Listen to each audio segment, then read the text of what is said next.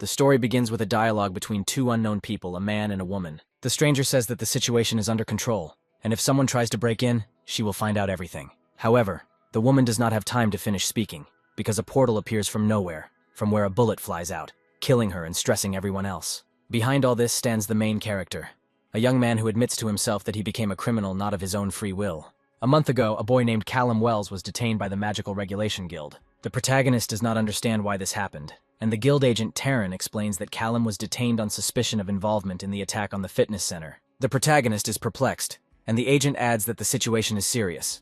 The Dragonborn has broken free, and Wells is the only witness. Callum listens to this information in shock, realizing that he is being told in plain text that magic exists. Taryn asks the guy where he was this morning, and Callum replies that he was at his mother's funeral and met a strange man who had an unusual aura about him. Wells admits that he has already met similar people, from whom there was an otherworldly presence. After that, Callum went to the gym, where one of the owners is an equally unusual person, Mr. Shahay. The main character saw the otherworldly aura of a man, a red dragon, but tried not to show it. Shahay greets the protagonist and asks Callum to do him a favor. A new girl, Marie, has come to the hall, and she needs help to get used to the hall. The guy approaches the girl and greets her, realizing that Shahay is trying to introduce the main character to every visitor to the hall after the death of Wells's wife.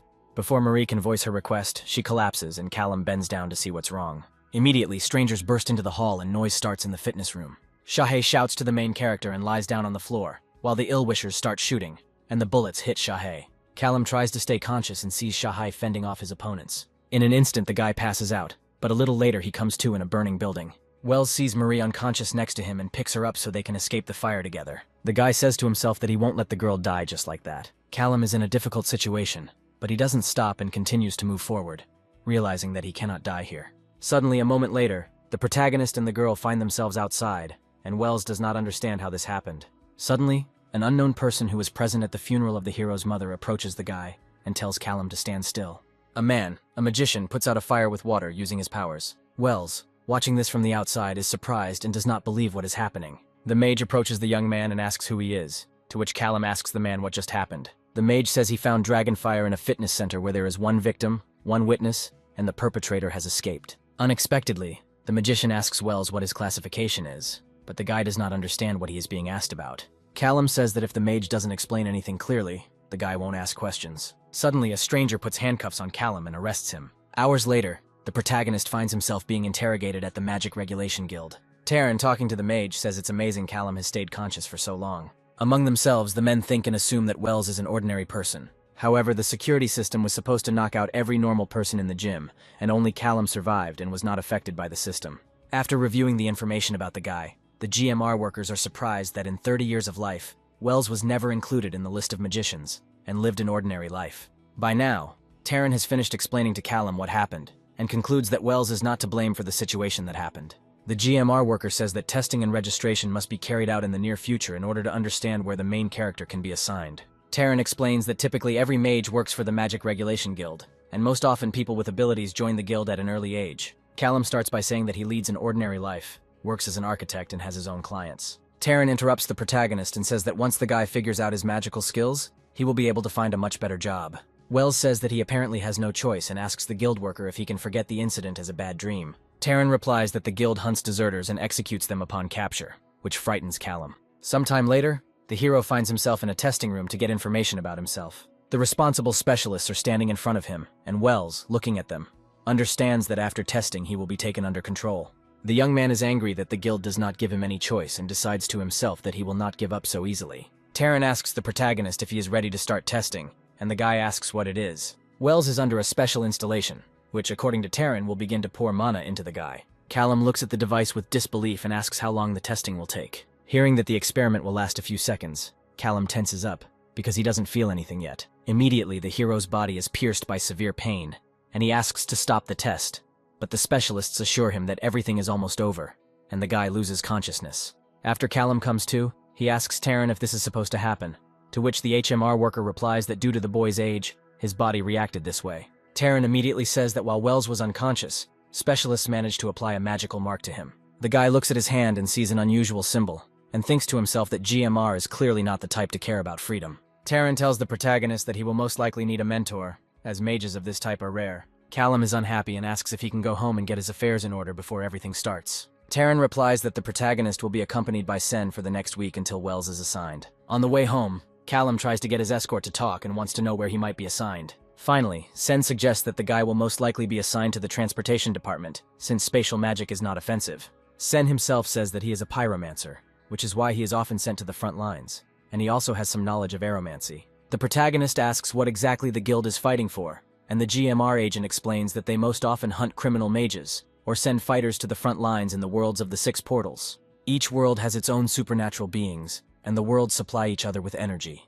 mana. Upon arriving home, Sen gives the protagonist some materials on magic, and says that he will take him back to the GMR headquarters tomorrow. Callum sits down at his desk and begins to review the information provided by the GMR agents. Mana is an energy similar to the atmosphere, from where magicians get their powers, and a magician's own mana is called vis, which has its own specifics. Wells leans back in his chair and realizes how little he knows about the system of magic. The guy decides to practice, takes a pen on the table and is going to use magic on it. With great focus, Callum manages to move the object and the pen hits the ceiling. Wells realizes that he was using crude mana-based magic just now, so he should practice his vis. Looking at the tattoo on his arm, Callum thinks that working for GMR might not be such a bad idea, since he can train there. But first, he needs to find out what they want from him.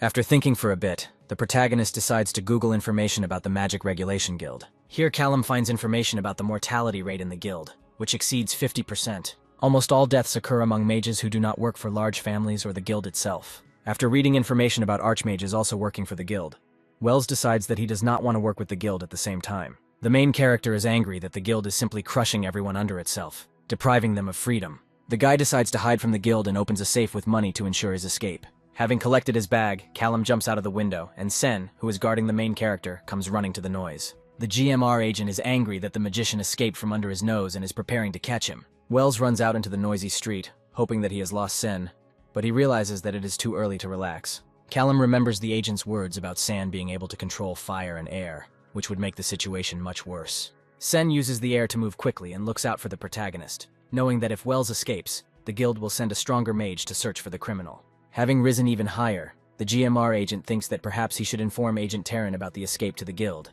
but then abandons this idea, because his reputation is at stake. A moment later, Sen finds Callum and the protagonist speeds up to escape. People passing by notice that the wind in this area has noticeably increased. Callum is nervous that no one else on the street sees Sen, but he does, and thinks about how he can get away from the agent.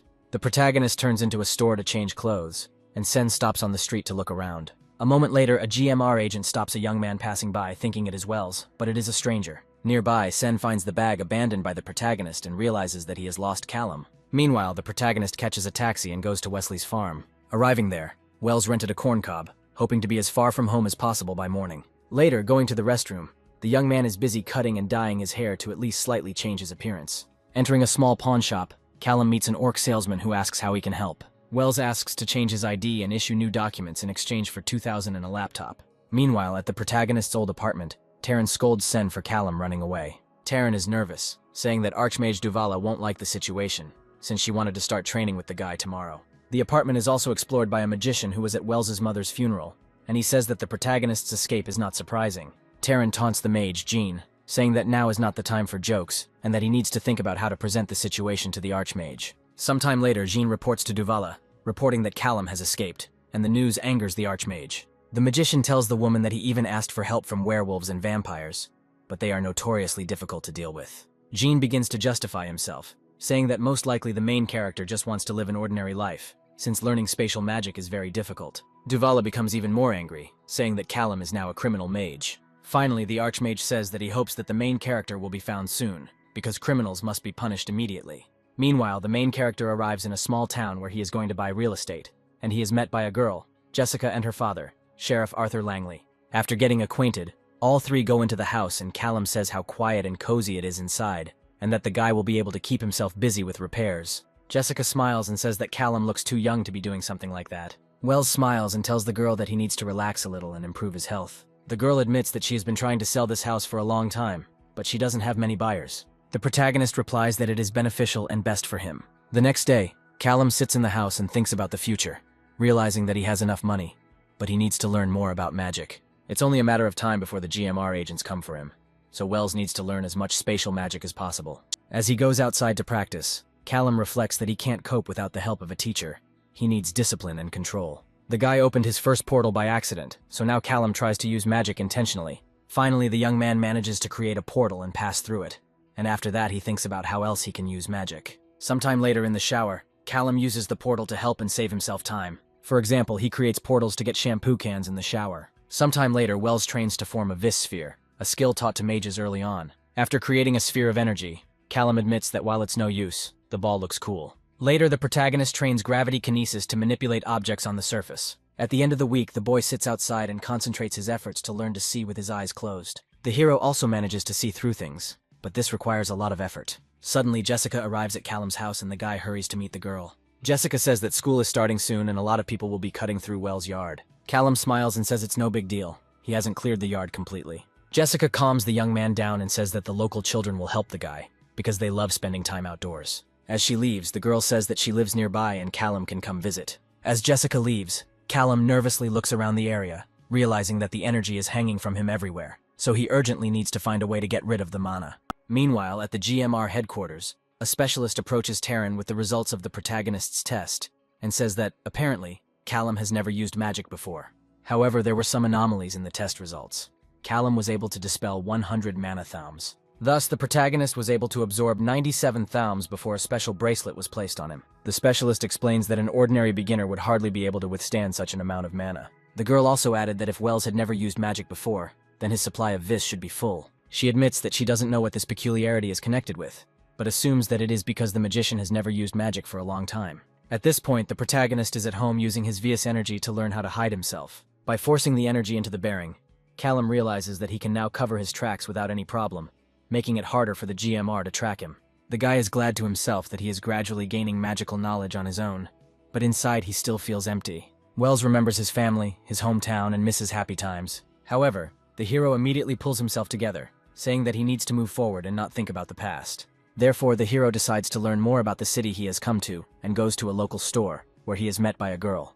While Wells and the girl are having a formal conversation, Callum senses a strange sensation coming from the basement. Concentrating, the guy feels a dog, the size of a man, and is surprised to himself. Suddenly, a man greets the guy, and turning around, Wells sees Sheriff Langley in front of him. The man says that his niece Clara cooks the best steaks and turns to the girl behind the cash register. While Clara is busy at the cash register, Langley talks to Callum. Unexpectedly, the sheriff mentions respect for other people's territory, and Wells is uneasy about the man's tone. The sheriff leans towards the protagonist and says that he has recently come across some suspicious guys, so if Callum sees anything, let him know. The protagonist tells the sheriff that he also looks strange, and did Langley really warn other people about him? The sheriff admits that he was suspicious of the guy at first, but later realized that Wells did not pose a danger.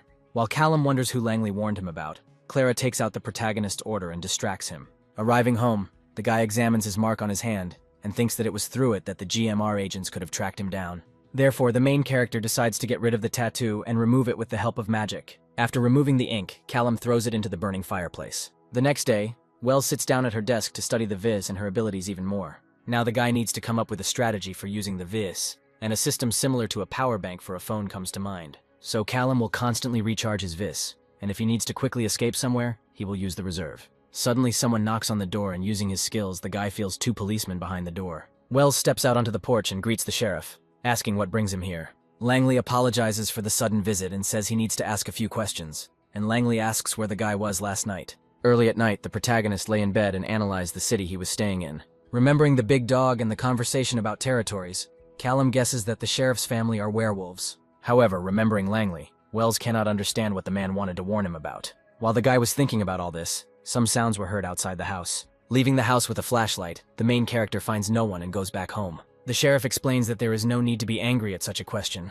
It is just a formality. When Callum replies that he was simply sleeping, Langley demands proof of this. Wells is tense, but the sheriff reassures him, saying that Callum is not on the suspect list. Callum doesn't have any security cameras, and even if he did, he wouldn't give anyone access to them due to the fact that he often practices magic in his backyard. Police say someone broke into a neighboring house, but Wells apparently heard nothing. The hero understands to himself that because of the GMR and other things, the main character has completely forgotten about ordinary killers. So Callum says he heard strange sounds from a large beast last night. Langley thanks the protagonist for the information received, and says that he will contact Wells if new details are revealed. Getting into the car, the sheriff says that they actually know who the criminal is, but he still hoped that it was not true. Langley bitterly states that things in the town are getting darker and darker. At the office, the sheriff snaps at the vampire who came to him, and they sort things out over territory. Langley claims that one of the wolves was killed by vampires, and is unhappy that the vampires tried to make it look like they had nothing to do with it. The vampire throws up his hands and says that he doesn't understand what his fault is, since it was the wolves who violated the territory.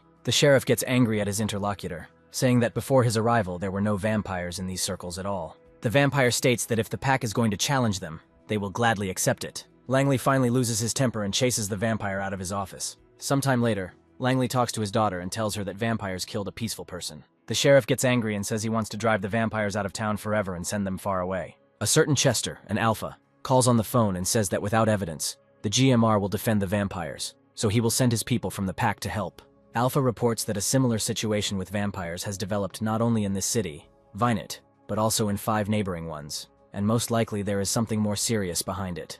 In the end, Chester says that they need to act carefully, and if the sheriff manages to catch the criminals red-handed, then the pack will be able to destroy them. The main character at this moment is in a local store and says to himself that he needs to be careful. Realizing that due to the unstable situation in the city, the guy may have to leave the city in the near future, Callum is upset because he spent a lot of money on the house. Wells hoped that he could sell enchanted items to make some money, but to do so, he would have to overcome a number of serious restrictions. In any case, the sites for sale require registration, and this is a direct path to being discovered. Before doing anything, the protagonist puts up a barrier around the house to protect himself. At first, Callum had the idea of casting a spell that would reflect bullets, but it wouldn't last long, so the guy changed his mind. Later, the young man buys a gun to protect himself from what is happening in the city. While examining the weapon, Callum wonders how effective regular bullets are against the supernatural. Not far from him in the store, the protagonist notices the daughters of Sheriff Langley, who are examining hammers. Wells approaches the girls, and they are frightened by the unexpected appearance of the young man. Callum apologizes and asks if the girls are scared about the situation in the city. Jessica talks about the victim, a woman, and Wells asks in confusion who she is talking about. Jessica approaches the guy and tells him that there was another murder last night. The girls share with the main character that they plan to close the cafe for a while until the situation calms down. Callum sympathizes with the girls and says that if they need help, he is ready to provide it. As he leaves the store, Callum silently notes that things are bad, as this means that a serial killer has appeared in the city. Langley loves their small town, so they're unlikely to let the GMR go roaming around looking for a criminal. Having independently studied everything necessary for the investigation, Callum realized that all the murders occurred near his home, and most likely there will be another murder. Therefore, there are 2 dangers for the main character, a criminal in the city, and GMR agents who can be sent to investigate. Therefore, the main character decides to prepare in advance for all possible scenarios in order to protect himself. Also, Callum's spatial awareness has improved, so if he tries, he can see what's going on in the city itself. The next morning, the hero is awakened by an unexpected noise outside, and Wells nervously picks up his weapon. Using his intuition, the protagonist discovers a frightened Jessica and realizes that something must have happened. Callum realizes to himself that next time he needs to be more careful with his mana use. He opens the door to the girl and asks what happened. Jessica immediately screams that the young man should help her. During the night, the vampires stole Clara and are still holding her captive. At night, when Clara returned home, vampires were watching her, and a little later they drove the girl into a dead end and, using hypnosis, took her away with them. Jessica cries and repeats that Callum promised to help them, which puts the protagonist at a disadvantage. Wells seriously considers whether he should reveal his identity to Jessica, so he invites the girl inside the house. Inside, Callum questions Jessica about Clara being captured and not killed. Wells understands that now he has no chance of defeating supernatural beings in a fair fight. Jessica asks the protagonist for help, to which Callum replies that he needs more information to help. Sometime later, the protagonist drives past the motel where Clara is being held captive, and the guy notes a strange feeling inside. After this, Jessica brings the guy to the department, saying that her family can help. Upon entering, Sheriff Langley attacks the girl, shouting at her about the misdeeds she has done. Langley shouts that they can't involve the GMR in this, and Callum sees how he has changed in appearance, looking more like a dog. The main character comes to the sheriff and proves that he is not from the GMR. Moving further into the department, Wells talks to the sheriff, asking for more information about the vampires. Langley explains that vampires have set up shop at a motel down the street, and are trying to take over the werewolf territory. Also, as the werewolf suggests, the opponents brought a magician with them for support, and it was they who killed the 2.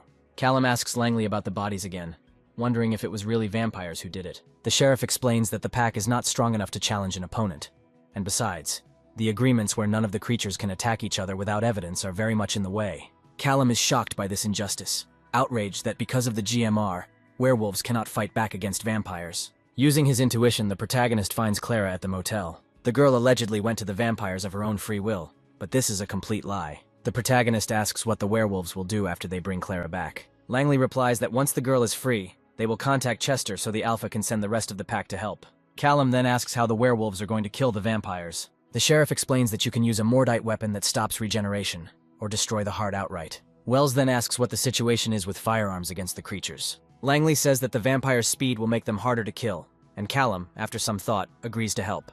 A little later, the protagonist is given a cell for prisoners so that he can prepare to save Clara. Langley says they don't have much time, to which the protagonist replies that 10 minutes will be enough. As the sheriff leaves, Callum wonders to himself what he's gotten himself into. However, remembering Clara, the guy understands that he cannot sit idly by. At this moment, the criminals who captured the girl are discussing among themselves why the werewolves have not yet begun to act. A moment later, the magician girl is killed by a bullet that flies out of the portal. A little earlier, the main character studied the abilities of portals to understand whether they could be used for combat purposes. After learning the basic information, Callum builds his own strategy. By using portals, Wells can kill enemies without having to bother with a shotgun. Once the guy has cleared the room of vampires, he only has a few seconds before reinforcements arrive, so he needs to act quickly. Using his intuition, the guy finds Clara and is going to transfer her through the portal to a safe place. Having connected with the girl's viz, Callum still manages to pull her through the portal. Having picked up the girl, Wells is glad that everything worked out for him, because carrying people is not so easy for him. Immediately after this, reinforcements rush to the motel premises and discover that the girl is missing. Callum opens the portals again and shoots the vampires one by one. With that done, Callum opens the door and Jessica runs in to see her sister. Langley is shocked that the protagonist dealt with the vampires so quickly and asks what the secret is. Callum reports that the creatures are dead, and it would be best to send the fire department to the motel. The sheriff is surprised and says that he doesn't sense even a bit of magic from the guy. Callum doesn't want to answer the sheriff's questions anymore, so he advises Langley to hurry with the fire. Approaching the car, Callum is about to leave to rest and sort out the things taken from the vampires, but Jessica comes out to him. The young man asks if there should be a girl with Clara, to which Jessica replies that she wanted to thank the guy. The girl kisses the protagonist on the cheek and says goodbye to him, leaving Wells in confusion. Later, the sheriff contacts Chester, informing the Alpha that the vampire problem has been resolved. Langley says that no one in the pack got into a fight, but a man who offered his help, but in return demanded that they not ask unnecessary questions, did. The sheriff adds that judging by the tattoo, the man is a magician, but there is no aura from him. The vampires will definitely not be happy about this turn of events, however. Having learned that the werewolves were not involved in this, they will not be able to do anything. Looking at his daughters, Langley says the pack owes a lot to Callum. Later, the main character stands in the shower for a long time and does not understand what is wrong with it. Finally, the guy realizes that he is in a difficult situation because he killed people. For a second, the protagonist thinks that perhaps the GMR are right in imposing restrictions on people with abilities. However, Callum immediately realizes that if he had followed the guild's rules, Clara would still be a prisoner. After the shower, the guy is furious that he helped the werewolves after all, because Langley has nothing to stop him from telling everything about Wells. If he had been smarter, he could have done it all without Jessica knowing. The next day, the sheriff comes alone to meet with the GMR agents. When he is informed that agents are already on site, the sheriff hopes that there is no vampire among them. Having gone down to the GMR agents, Langley meets with the magician Ray and the fairy Felicia. The sheriff greets the agents and says he hopes they can help them figure out what happened. Langley reports that the motel is still being cleared out and the area is being searched, but they have brought in several bodies for examination. After examining the bodies, Ray concludes that the wounds on them are approximately the same. The sheriff coughs and says that it's obvious that werewolves weren't involved, and the pack doesn't know where the injuries could have come from. Felicia approaches the corpses and uses her skills to read the information. Having finished with this, the girl says that one of the corpses was sleeping and did not see anything. After examining the second body, the fairy concludes that the creature heard the shots, but did not have time to react to them. Ray objects, saying that someone must have heard and seen something important, but the girl denies this, saying that everyone was in a panic. The sheriff is nervous that the agents are noticing, but Langley defends himself by saying that the situation is dire. The sheriff immediately says that he will arrange for the agents to be given a room and adds that he can take them there right away, but Ray objects, saying that they would like to interview several people in town. Agnet says that there are now two possible scenarios, and in the first case, the criminal may not be from Vinut, which complicates the task. And the second option, the criminal is a local resident, and perhaps the vampires themselves provoked him to attack. Langley immediately rushes to justify the city's residents, saying that there is no one here who could single-handedly cope with so many vampires. Meanwhile, the main character sits at home and looks at everything he was able to steal from the vampires. Among the finds, he discovers special bullets that can be useful in the confrontation with supernatural creatures. The guy also finds ceramic tiles among all of them, which most likely belong to the magician. The latest interesting find is 100,000 in cash, and the guy understands that he needs to leave some for unexpected needs. Callum distributes the money so that each amount can last for a while if needed. In addition, the hero needs to replenish his supplies of magical accessories. Looking at the magical slabs found earlier, Callum realizes that they were purchased from a special shop. Suddenly, the guy hears someone approaching the house and jumps up from his seat, amazed that he was spotted so quickly. However, upon opening the door, Wells discovers Jessica and Clara who have come to see him. Jessica says that GMR agents have appeared in the city and are conducting an investigation. The girl's words alarm the guy. He didn't expect the guild to react so quickly to the situation that had happened. Clara personally thanks the protagonist for helping her and saving her, to which Callum reminds them that they must pretend that he has nothing to do with it. The girls give the main character food from the cafe as a token of gratitude, because they knew that he would most likely not leave the house. Inviting the girls inside for tea, Callum asks them to tell him about the GMR agents who have arrived to investigate. Jessica says that it looks like one of them can communicate with the dead, to which the guy silently notes that he needs to remember this information. Clara adds that agents have been combing the motel all day, but everything there is burned down, so it is unlikely they will find anything. Jessica says Chester is worried that Callum's help could come at a cost. After revealing that Langley is subordinate to the Alpha of the Midwest, Chester, Clara is surprised that Callum didn't save her for profit. The guy smiles and says that the werewolves don't owe him anything, and he would prefer not to talk about what happened at all. Meanwhile, GMR agents arrived at the scene and asked if anything interesting had been discovered. One of the police officers presents the results of the study and says that a magical signature was noticed, but it is unlikely to help.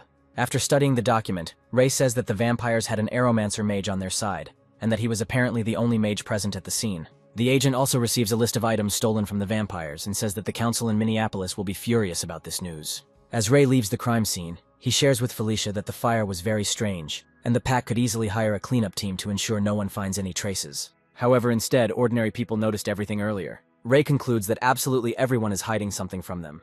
The werewolves are pretending not to know about all this, which looks very unnatural. So Ray decides to use his powers to figure out what happened. Having received the necessary information, the agents arrive at Callum's house. Both show their IDs to the protagonist, who notes that the agents are stronger than vampires. Ray says they are investigating a case and need to ask some questions, to which Wells replies that it looks like he needs a lawyer. Felicia approaches the guy and, behaving strangely, says that the hero doesn't need a lawyer. Then Ray leans over to Callum and asks if the boy knew there were vampires in the city. While Wells says he knows nothing, Felicia uses her skills to influence the hero and get answers. Callum is outraged, asking what he's supposed to say, as he only heard about the incident on the news. Suddenly, the agents turn around and walk away, leaving the guy alone. Before leaving the guy, Ray turns to Wells and asks the hero not to leave this judicial district. The man says Callum is the prime suspect in the case. After the detectives leave, the protagonist packs his things to leave town. In his mind, Callum apologizes to Jessica for having to leave town in such a hurry. However, the guy values his freedom more than anything else, and his life is at stake. On the way, the main character turns into a store by the highway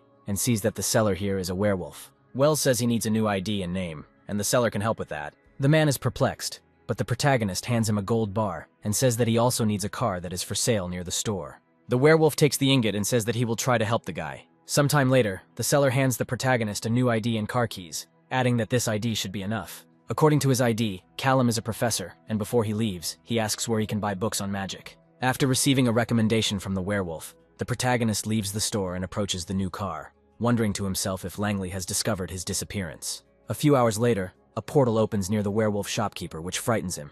It's Callum. Through the werewolf, the protagonist asks to tell Chester that Clara's friend is safe. After speaking with the werewolf, Chester approaches his two charges, asking about Wells, and learns that both were with Langley when Callum joined his squad.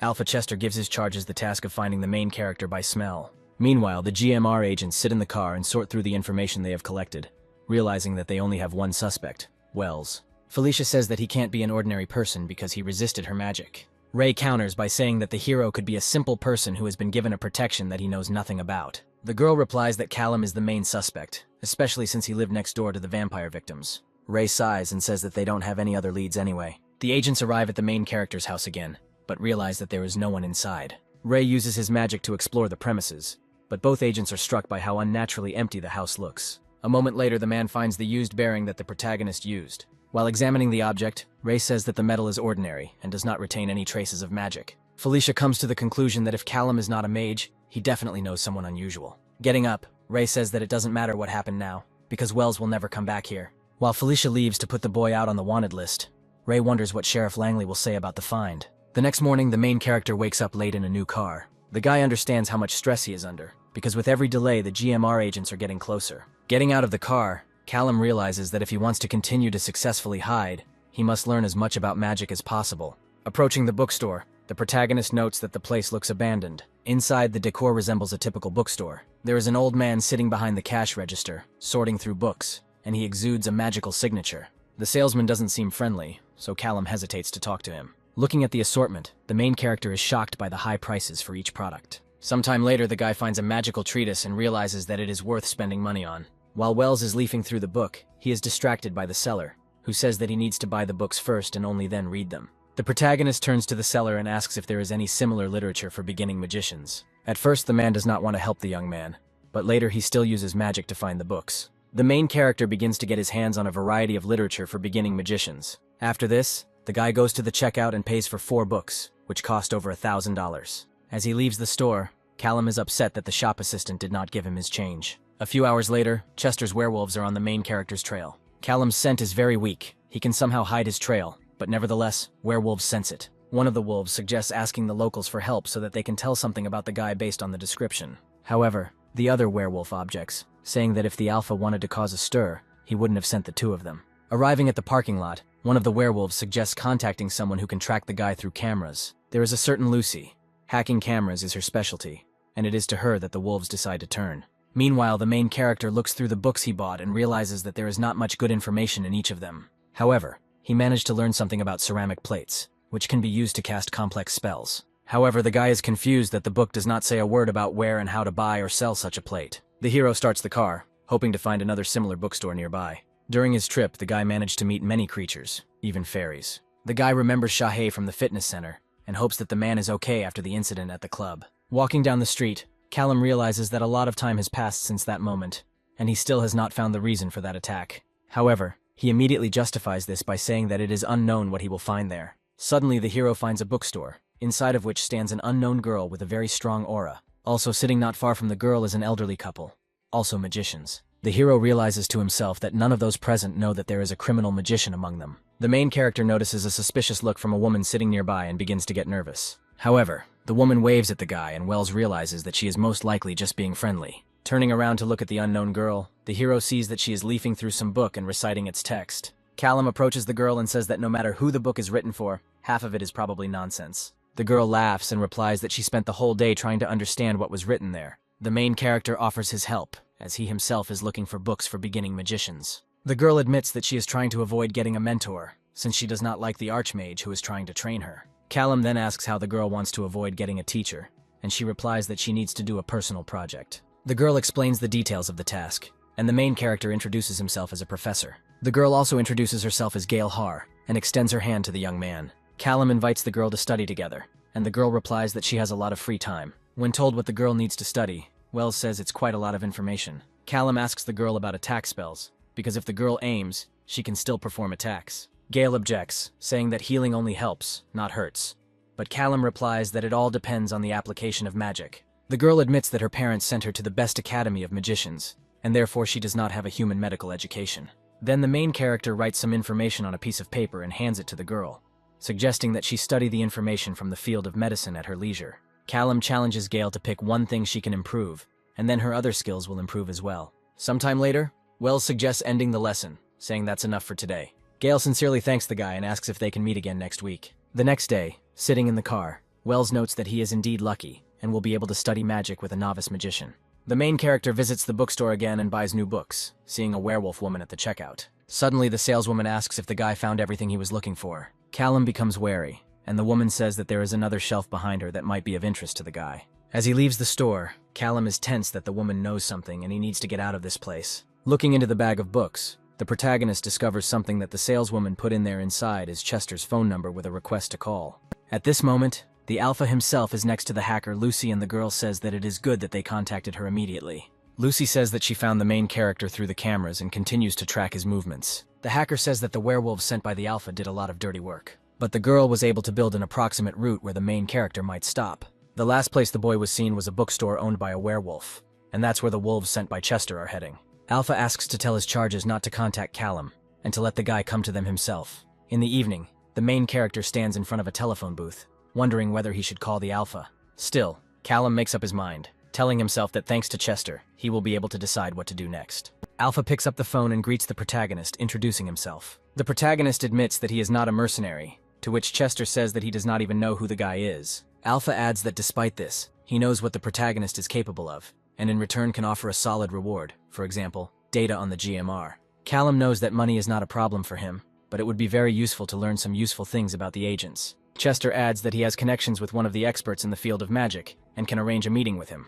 In return, Callum must clear out 4 cities in which vampires have appeared, influencing werewolves and reducing the influence of the Alpha. The guy himself is not sure whether he will be able to pull off such a trick, because last time he was most likely just lucky. Before making a deal, the guy asks Chester how he found him. Alpha says he sent his wolves out to search, but the boys' trips to bookstores made the search easier. Chester also adds that his people left a folder with information about vampires in a nearby trash can. Sometime later, the protagonist sits in a car and reads the information provided by the Alpha. Having studied the map, the guy understands that he won't be able to handle such work quickly, since some cities are located at a considerable distance. Therefore, the hero decides to start training and teleporting his body over distances. Using this, Callum surrounds himself with magic and hopes the plan will work. For a moment, the hero manages to transfer himself, but he immediately loses his balance and falls. He will definitely need this in the future, but now he needs to find something that will help with stabilization. Meanwhile, in Venuta, GMR agents continue to search for the main character. Using magic, Ray detects something ahead and invites his partner to check it out. Moving forward, both discover a hidden car that is completely empty.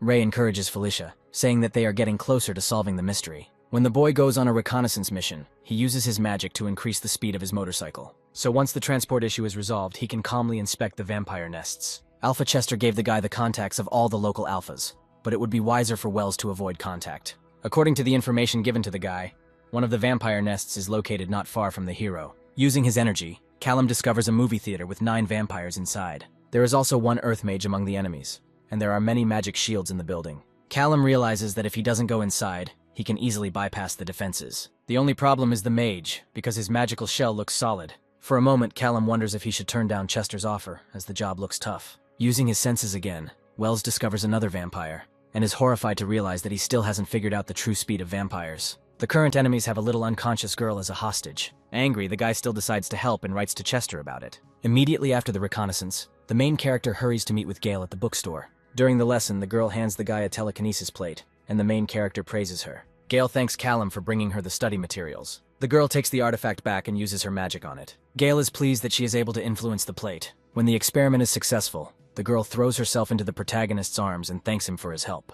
Callum is happy for the girl and says that the lesson is over and sets up a meeting for next week. As he makes his way to a new location, Callum ponders how he can defeat the vampires. The most important weapon is thermite, which is usually used to weld rails. When ignited, it reaches a high temperature and is thus capable of melting vampires instantly. Having found the necessary ingredients, the protagonist is going to prepare a dangerous mixture for his mission. He pours all the contents into soda cans, which is how homemade anti-vampire grenades were created. Having made a decent supply of such weapons, Callum decides to place them in hiding places in order to move faster and not carry so many things with him. Also, not far from himself, the main character discovers a stone, which he also intends to use. Sometime later, in a movie theater occupied by vampires, 2 of them are watching a movie. One of them asks who should go hunting and when. However, before the partner can respond, a soda can is dropped onto the creatures from the portal. The contents of the jar cause an explosion, and the vampires are burned alive. Other vampires come to the noise, not understanding why the fire alarm suddenly went off. Another pair of enemies are also killed by an explosion from a can that appears from the portal.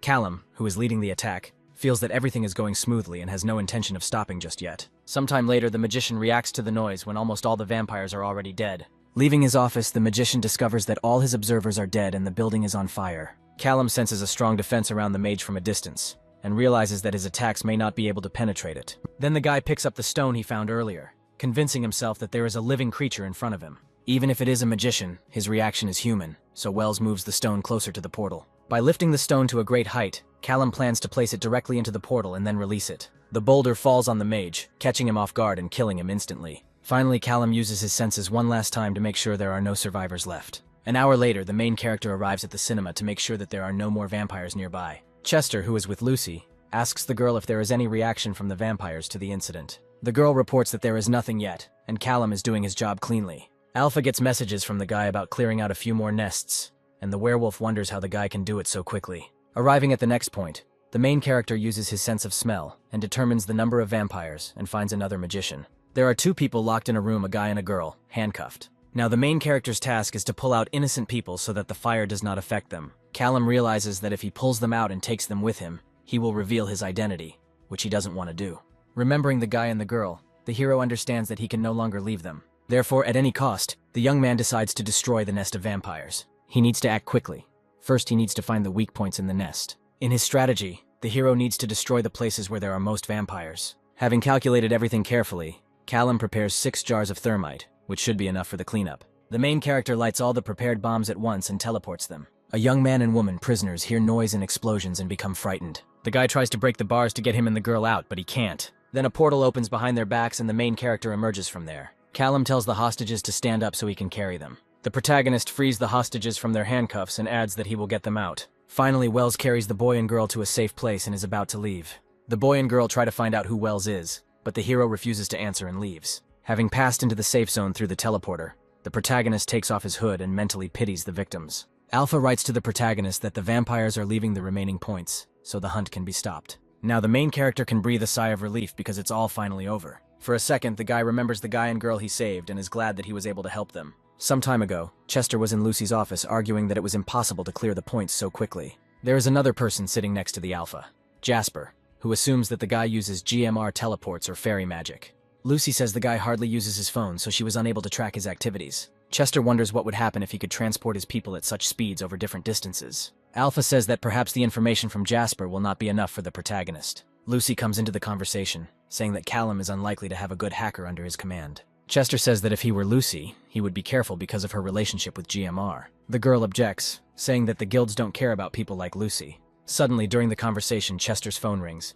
It's Antoine, the head of the vampires, demanding that the vampires withdraw their powers. Alpha explains that none of his werewolves have ever been seen near vampire nests. Antoine gets angry and says that he is taking his charges away from werewolf territory. Chester is pleased with the news and does not add any comments. The vampire objects, saying that he will get to the bottom of the truth and find out who the werewolf hired. Meanwhile, GMR agents examine a new crime scene, and Felicia asks if the same person could have done it. Ray says the method used was different, but otherwise the principle was the same. Moments later, the agent is brought a bearing that implicates Callum. The man asks one of the researchers to step aside to talk to Felicia. The girl says she is tormented by suspicions that the destruction of the first nest was spontaneous. Felicia shows the evidence bag to her colleague and says that in the first case, someone close to him may have been stolen from him, so he went for revenge. Ray understands what the girl is leading to, and concludes that in the second case, everything looks more like a planned ambush. Felicia says the agents should talk to Chester, since all the incidents took place on his territory. Ray adds that perhaps even the fairies have the information they need. Sometime later, the agents arrive at Alpha Chester.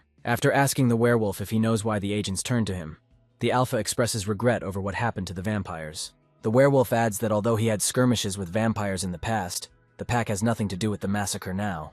Ray smiles and says that in that case, Chester will be against answering a number of questions from the agents. Suddenly, the werewolf's phone rings and the man takes a break to pick it up and tells the caller that he is busy. Sometime later, the man returns to the agents and asks where they left off. Meanwhile, the main character stands near the lockers and goes through his things. Callum has divided the loot from the vampire nests into different locations, each of which can be reached via teleportation. Sometime later, the Alpha calls the protagonist back and says that the guy called him exactly at the moment when Chester had GMR agents. The werewolf adds that he thinks the guy did an excellent job.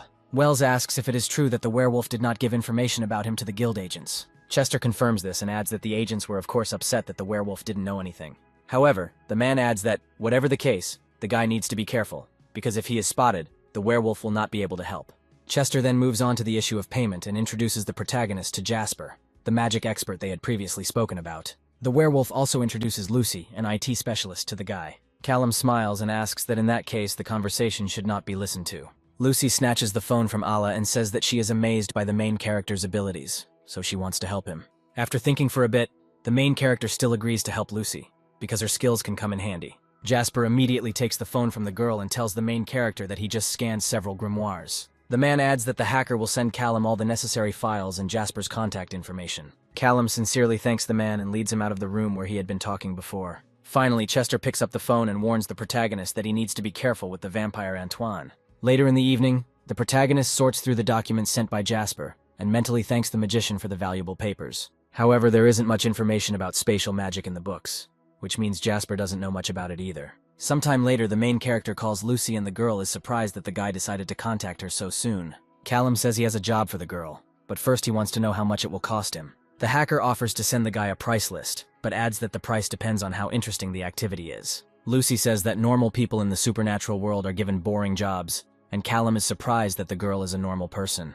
The hacker admits that her parents were magicians, but she was unlucky. While the guy is reading the price list, the girl says that her job is such that either Chester protects her, or she's done for. Callum wonders if Chester is really that powerful and influential. since he needed his help so much. Lucy says that Chester is a werewolf of almost royal blood, and by and large nothing will happen to him. The hacker adds that probably only archmages and the head of vampires can stand on equal terms with the werewolf. Callum hears about the vampire leader and says that it looks like Antoine is really someone important. After thinking for a bit, the guy asks Lucy to find him the pair he saved in one of the vampire nests. The girl quickly fulfills the request and says that unfortunately, the couple was found by the Guild of Magical Regulation. While the guy is packing his things, the girl asks how he is going to pay for the work. Callum offers to leave a bar in the stash as a down payment. Lucy is genuinely happy and thanks her boss. The next day, Callum meets up with Gale again and helps her train. When the girl succeeds in using magic on the plate, Wells suggests ending the lesson, because the girl tried very hard.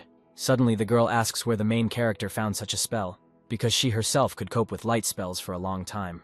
Callum begins to justify himself, saying that it was a friend of his who recommended literature to him. Gale asks to thank her friend on her behalf, because now her telekinesis trick works amazingly. When the protagonist asks about healing, the girl says that she read everything that Wells advised her to.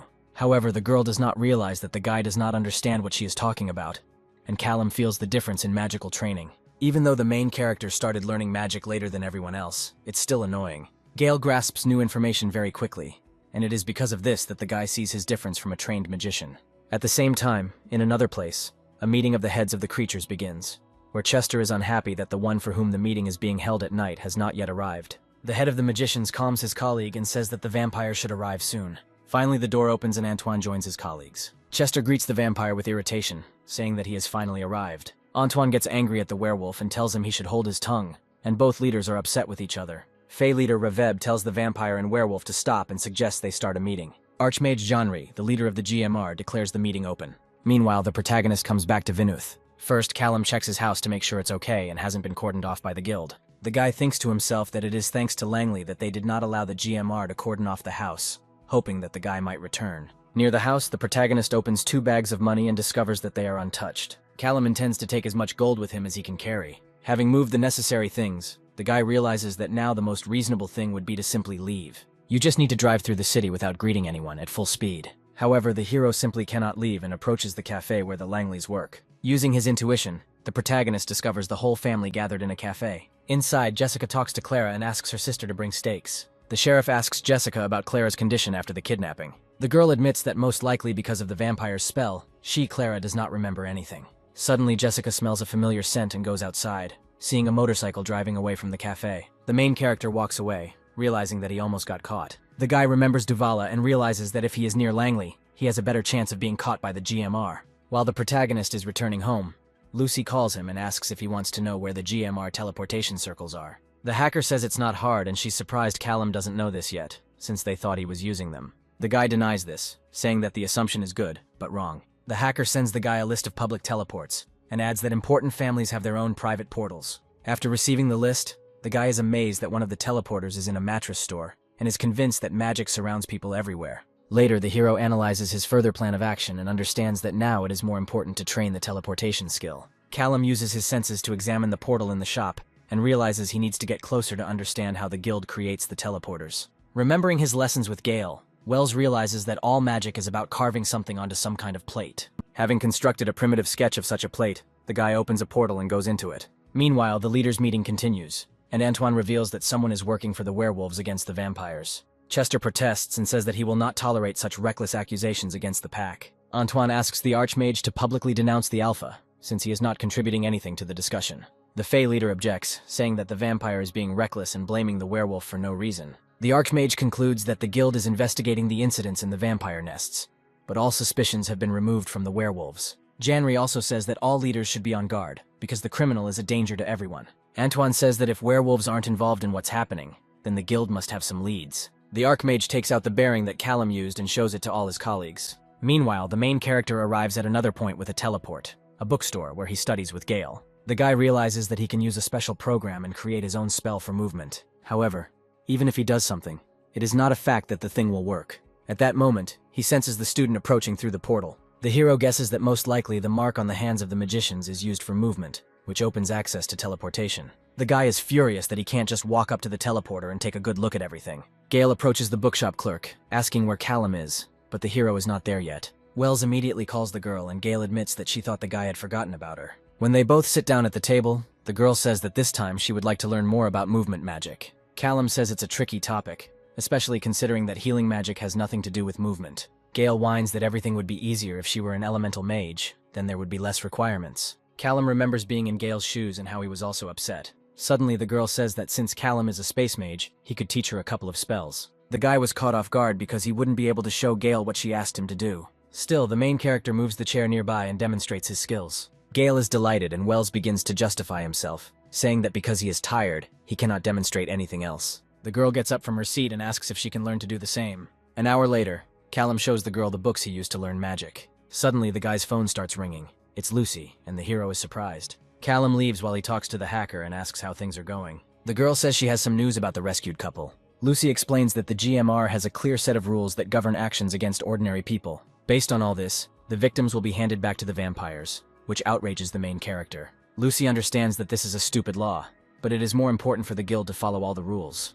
The guy demands that the girl tell him the names of agents, vampires, and so on. Lucy stops Callum and says that she understands what he is getting at, but the hero interrupts her and asks for names. Later, the protagonist appears in front of the guild's main building in Kansas. Earlier, during a conversation with the hacker, the protagonist goes outside, saying that he can't just leave everything there. Callum is angry with himself for leaving those people to their fate and not taking them somewhere else. Lucy says she admires the guy and his actions, and she also thinks that GMR is a bunch of scum. Callum doesn't plan to do anything right now, but still asks the hacker for names so he can prepare in advance. The girl promises that she will get everything, but asks the guy not to tell. Wells understands that until he improves his magical abilities, he will not be able to take over the GMR office. The next day, Callum calls Jasper, and the magician does not understand why the hero is so interested in young wizards. Callum explains that he is simply curious, and wonders what could have prevented the child from using magic as a child. Jasper says he doesn't know since he's not a doctor, but he suspects it could be due to a lack of mana. Wells concludes that if a child did not grow up among magicians, then he could not use his powers either. Jasper says he's never seen a case like this, but it's likely true.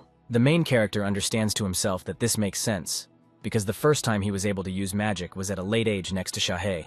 Jasper distracts the guy from his thoughts and asks why Callum is suddenly asking such questions, asking if the hero really has a secret child. Wells says there is nothing like that and thanks the magician for his help. Sometime later, the hero calls the hacker and asks again about her family, and the girl reminds him that everyone in her family was a magician. Lucy changes the subject and asks about the main character's family. Callum says that Jasper asked him this question before, and it all sounds like Chester wants to know more information about the main character. Lucy says it's just curiosity because the hero is too mysterious. The girl is interested in the young man's personal life, to which Callum replies that perhaps she will find out something later. The girl replies that Wells made her tremble with anticipation. Sometime later, the protagonist shows up for class with Gale, and the girl says that she is tired of studying. The boy apologizes to the student for his sudden disappearance last time. Gale says everything is fine and hopes the hero is doing well. Gale admits that Callum is already wasting his time on her, but Wells reassures her that it's okay. The protagonist admits that he was looking for new ways of teleportation, and shares that he wants to create something more compact. The girl says that it seems that her father uses a home bond device, which she can show to the guy. He replies that he would be happy to take a look at the device, saying that he would like to test some theories with a friend. Gale focuses on theories and asks if the guy's friend is a spatial mage. The girl leans towards the main character and says that the guild is especially careful about spatial mages. Gale says that if rumors are to be believed, then Archmage Duvala is keeping a close eye on all of this. Leaving the protagonist at the end of class, Gale hopes that the guy will not have any problems with GMR. However, the girl reassures herself that the guy is a smart professor, and he knows what he is doing. Using a teleporter, Gale is transported to a new location, where a girl meets her and asks if Gale is coming home. As the girl takes Gale to the private portal, she says that the GMR has been very tense in recent days. Returning home, the young sorceress is met by the butler, who asks how Gale's classes went. The girl shares her impressions of the classes, and says that she cannot understand why her family has such demands on her. The butler encourages the girl, saying that she is the future of the family, so such demands are not surprising. Gale says she can't wait for this to be over. After some time, Gale goes to see her father. The man says that her girlfriend, an archmage, might drop by to visit in the evening because of the vampire situation. Gale sits down next to her father and asks for a favor, which interests the man. The girl reminds her about the home bond and asks if she can bring the device to the study group next week. Father says that this is a rather expensive thing, which is given out personally by Archmage Duvala. Gale says he promises to use it carefully, adding that the enchantment will be interesting to explore. Eventually, the father agrees and the family begins to eat dinner. A week later, Gale meets with the protagonist and says that he can only bring the home bond for a few hours. Callum says that this is quite enough and asks to examine the device. The girl hands over the plate and says that it can only be activated with the help of the father's mark. Callum examines the device and the special ring that goes with it. The guy describes the exact principle of how home bond works, which surprises Gale. The guy actually sees all the encrypted marks on the ring using his intuition. but he won't tell Gale about it. The guy understands to himself that if he remembers everything properly, he will be able to make such a device himself. Finally, Callum snaps out of his thoughts and hands the home bond back to the girl, thanking her for bringing it. Meanwhile, the GMR agents come to the bar and ask the werewolf if he has seen Wells, to which he replies that something unusual always happens in the bar. Having received no useful information, Ray thanks the wolf for his help and leaves. Felicia notes with regret that they were unable to extract any information at all. The girl is irritated that one person can hide from the entire magical world. She adds that the trail is fading with each passing day, and at this rate, Callum could be lost entirely. Ray says it depends on how you look at the situation. On the one hand, the guy really could lie low for life. However, experience suggests that criminals rarely rest on their laurels, and he will definitely take another step.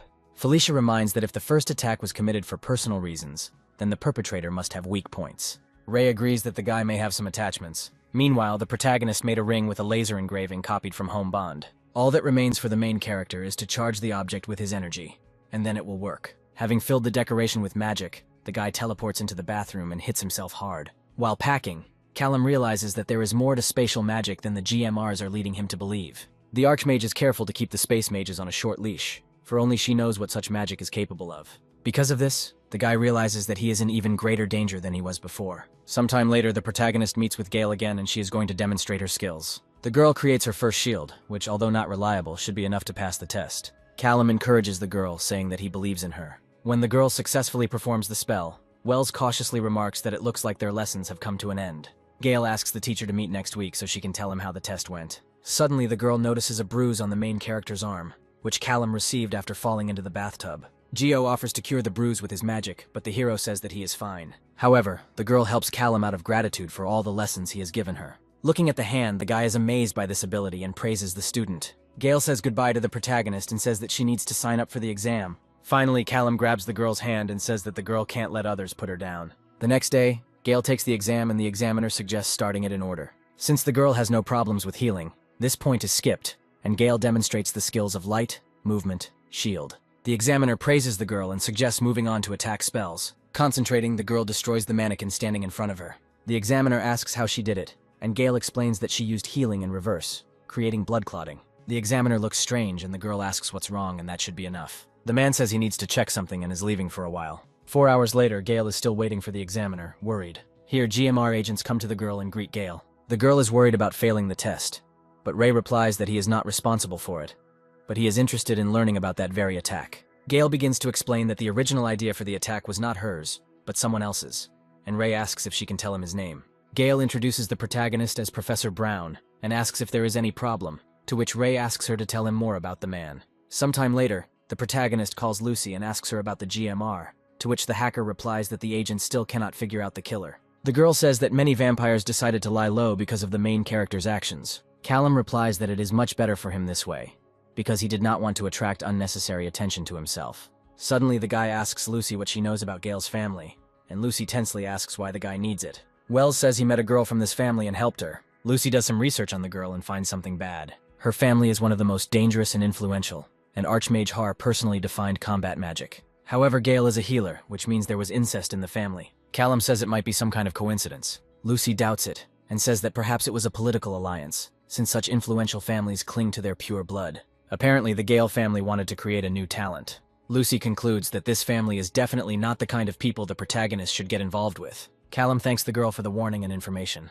Wells realizes to himself that things have become even more dangerous, and perhaps he should skip the meeting with Gale. However, a sudden disappearance would look suspicious to the girl. Sometime later, GMR agents surround the bookstore where Callum and Gale are scheduled to meet. Felicia says that the guild is probably overdoing it, and it's surprising that it takes so much effort to catch one person. Ray replies that when the Archmage heard about the operation and heard that his granddaughter was being manipulated, he insisted on joining the capture himself. The agent says that he was unable to dissuade the man. Felicia offers her partner binoculars, but Ray refuses, saying that it is easier for him to observe using air magic. The specialists begin to track the main character and see that he is teleported, which surprises Ray, and after all, the guy was considered a gravity mage. The man commands and tells them to grab the main character before he disappears again. Bullets are flying at Callum and he is shocked that he was caught off guard. The guy gets hit by a chain that blocks the ability to use magic. The hero doesn't have time to do anything, he is tied up with a special rope. Felicia and Ray go down to the military around Wells and say that they will handle the rest of the situation. Archmage Har immediately appears and demands that Callum be handed over to him. However, Ray convinces the man that it was the guild that was looking for Wells because of the investigation. The magician promises to give the guy to Haru after they receive all the necessary information. The Archmage turns and leaves, demanding to be kept informed of what is happening. Ray tells the military to search the captured hero to find something that indicates the guy is connected to the vampire killings. Callum is knocked out and a ball bearing is found on him, after which Ray announces that the killer has been found. Sometime later, the protagonist comes to his senses in an interrogation room. Callum is angry that he didn't teleport away immediately when he sensed the other mage. Agents Ray and Felicia come to the young man and greet him. Ray calls the main character's real name, and the guy understands that the agents now know everything about him. The agent, sitting down at the table, says that it was obvious, because one half of the GMI was looking for the escaped Sarah, the other, for the killer. Oi says it's surprising they didn't suspect the connection sooner. Now the man says that his colleague wants to ask a few questions. Felicia uses her charms and asks the boy if he was an accomplice in the destruction of the vampire nest in Venuta. The guy doesn't answer the question, so Ray says that bearings were found on the guy. Felicia says that they are more interested in the reason. The guy is not from here. He has no reason to break the laws of the GMR in this place. Callum says that vampires killed people, but the agents say that it doesn't matter now, which upsets the guy. Felicia then asks who the hero works for, but Wells replies that he works for himself. Ray lights a cigarette and says that under different circumstances, he and Callum would definitely get along. However, now the guy is a criminal magician, and the agent's task is to stop him. Felicia says that the hero faces a harsh sentence, but the guy asks under what pretext he was arrested. Ray says the guy is in custody because he managed to anger a lot of people.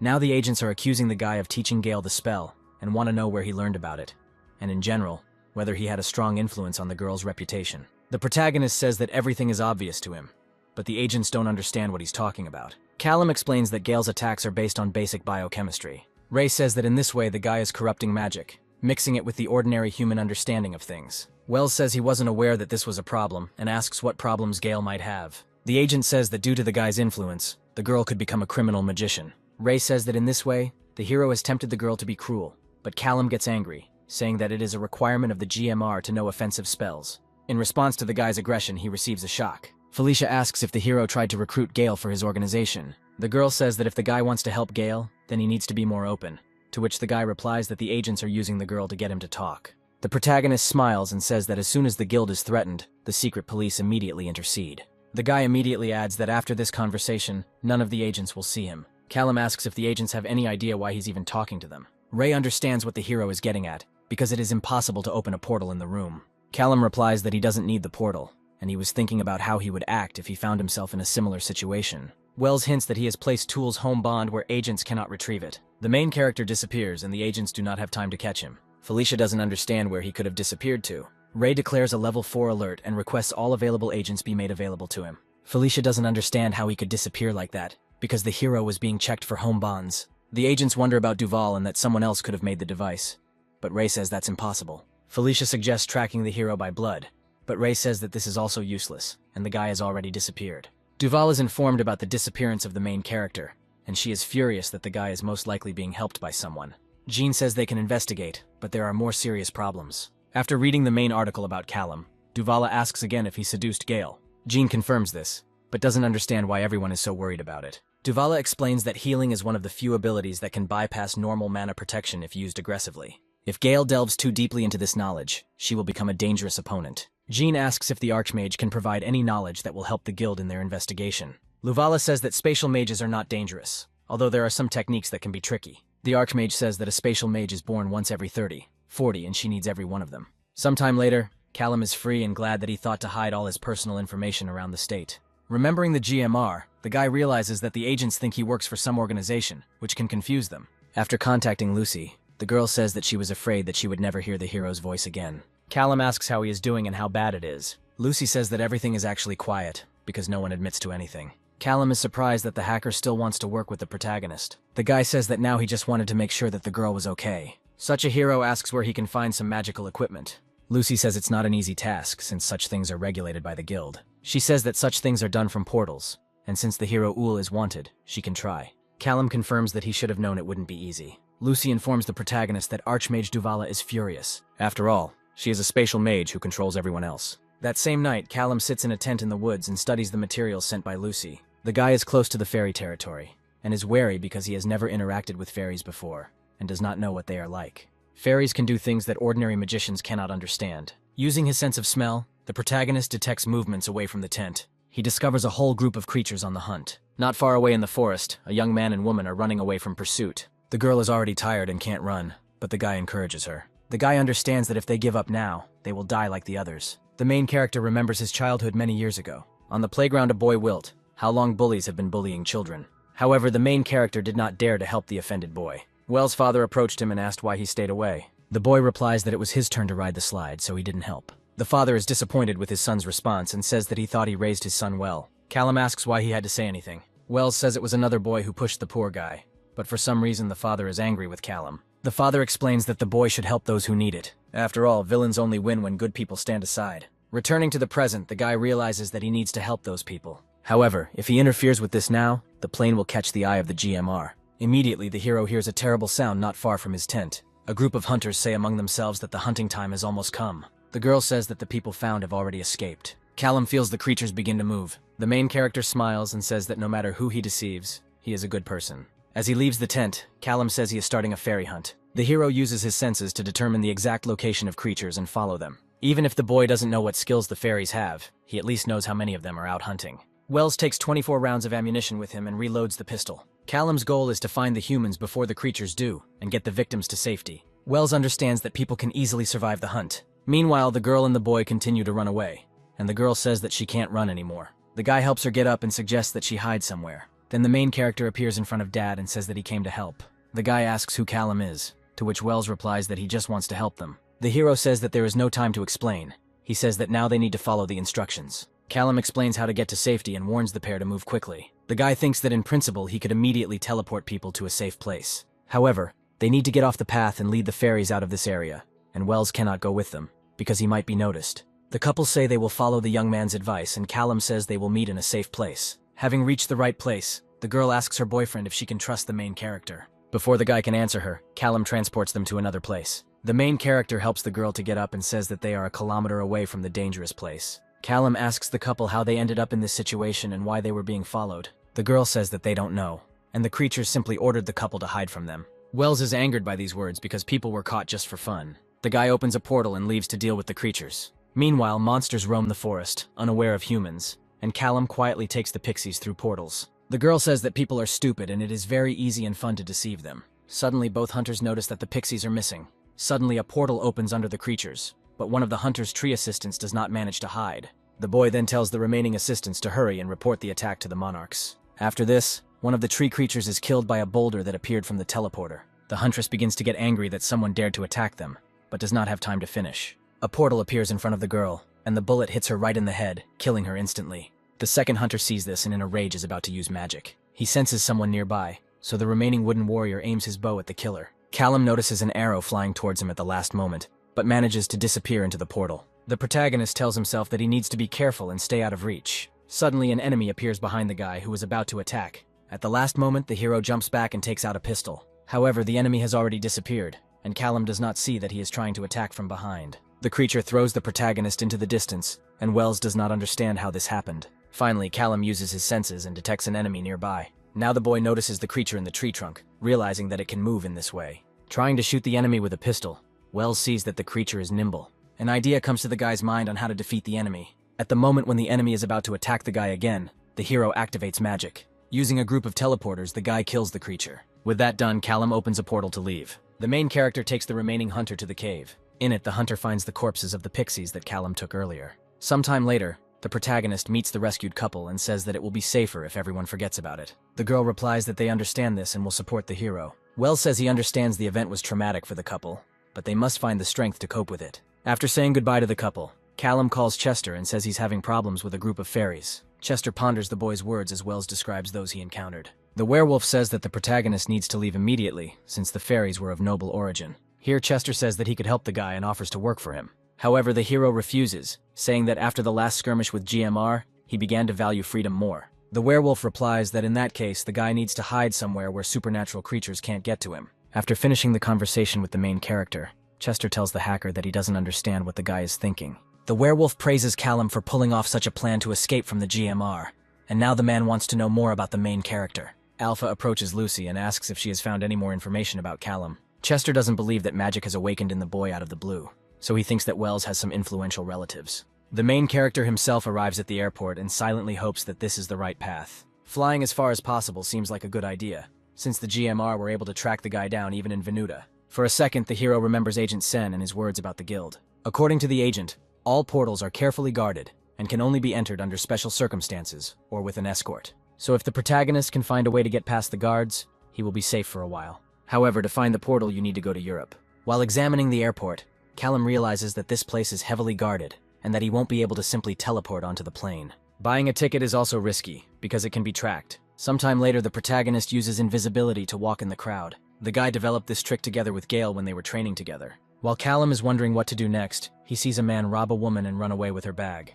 Callum waves it off, saying there's no time to focus on such issues. However, later the guy decides to help and trips the criminal so that he is caught and apprehended by security. A security guard runs up to the thief and puts handcuffs on him. The protagonist takes the pass from the guard while he is negotiating with the criminal. Unnoticed, Callum opens the door and walks inside. At the same time, in the forest where the main character was previously, King Jis of the Fairy People is exploring the place where the battle took place. His assistant says that perhaps the Earth will remember what is happening and help. The king uses his magic and says that of course the Earth remembers everything. The creature sees everything that happened before, sees Callum, and the assistant asks what happened here. The king says that the man is unknown to him, and the assistants mention the GMR and say that magicians are their specialty. Jim says that as much as he hates the fairies who died here, he must protect his people. The king uses the wind and says that they will follow the killer. Both creatures arrive at the airport and find Callum missing. While the creatures are talking to each other, an airport employee comes out to them and says that they cannot be here. The man says that this is a restricted area and that he is here illegally. Jim is outraged that someone dares to tell him where he is. The airport worker doesn't care where the creatures are from. He tells the trespassers to leave immediately. Then the king grabs the man's face and threatens him with death. Jis says that no one dares to talk to him like that and kills the airport worker. After this, Jis turns to his assistant and tells her to call his steed. They immediately leave. At this time, the main character enters the plane and goes to the restroom. Wells bandages his wounds after fighting forest creatures. The guy remembers Gale's ability to heal and wonders how the girl is doing now. Callum hopes that one day he will have the opportunity to make amends with her. Suddenly, the door to the restroom opens, and a flight attendant enters, immediately apologizing for the sudden intrusion. Wells says everything is fine and changes clothes and leads back into the salon. Several hours later, the GMR agents meet King Jis, who has arrived to see them. The girl from the guild greets the creature and asks what brings him here. Jis states that one of the mages attacked his people, and the girl guesses who it might be. Jis continues by saying that the guild must find the culprit and be held accountable for this. Sometime later, Agent Ray comes to Jisoo and greets him. The king shares that the criminal's magic was unusual, and Ray asks what exactly the creature saw. The king tells everything in order and video of the agent's smile, asking what's the matter. Ray replies that he seems to know whose doing this is, since GMR met this person a little earlier. The man shows the king a photo of Callum and asks him to tell him more about where Jis spotted him. Sometime later, the protagonist arrives in Switzerland and sneaks into the portal to the world of dragons. The guy guesses to himself that this is one of the most dangerous worlds. Callum hasn't been able to find much information about the creatures, but he understands that they are powerful. Using his intuition, the protagonist detects only one guard wearing headphones. Wells decides to distract him with simple means, not magic. Throwing a rock, Callum steals the guard's radio through the portal. By throwing the item further away from the table and the portal, the protagonist forces the guard to come closer to pick up the item.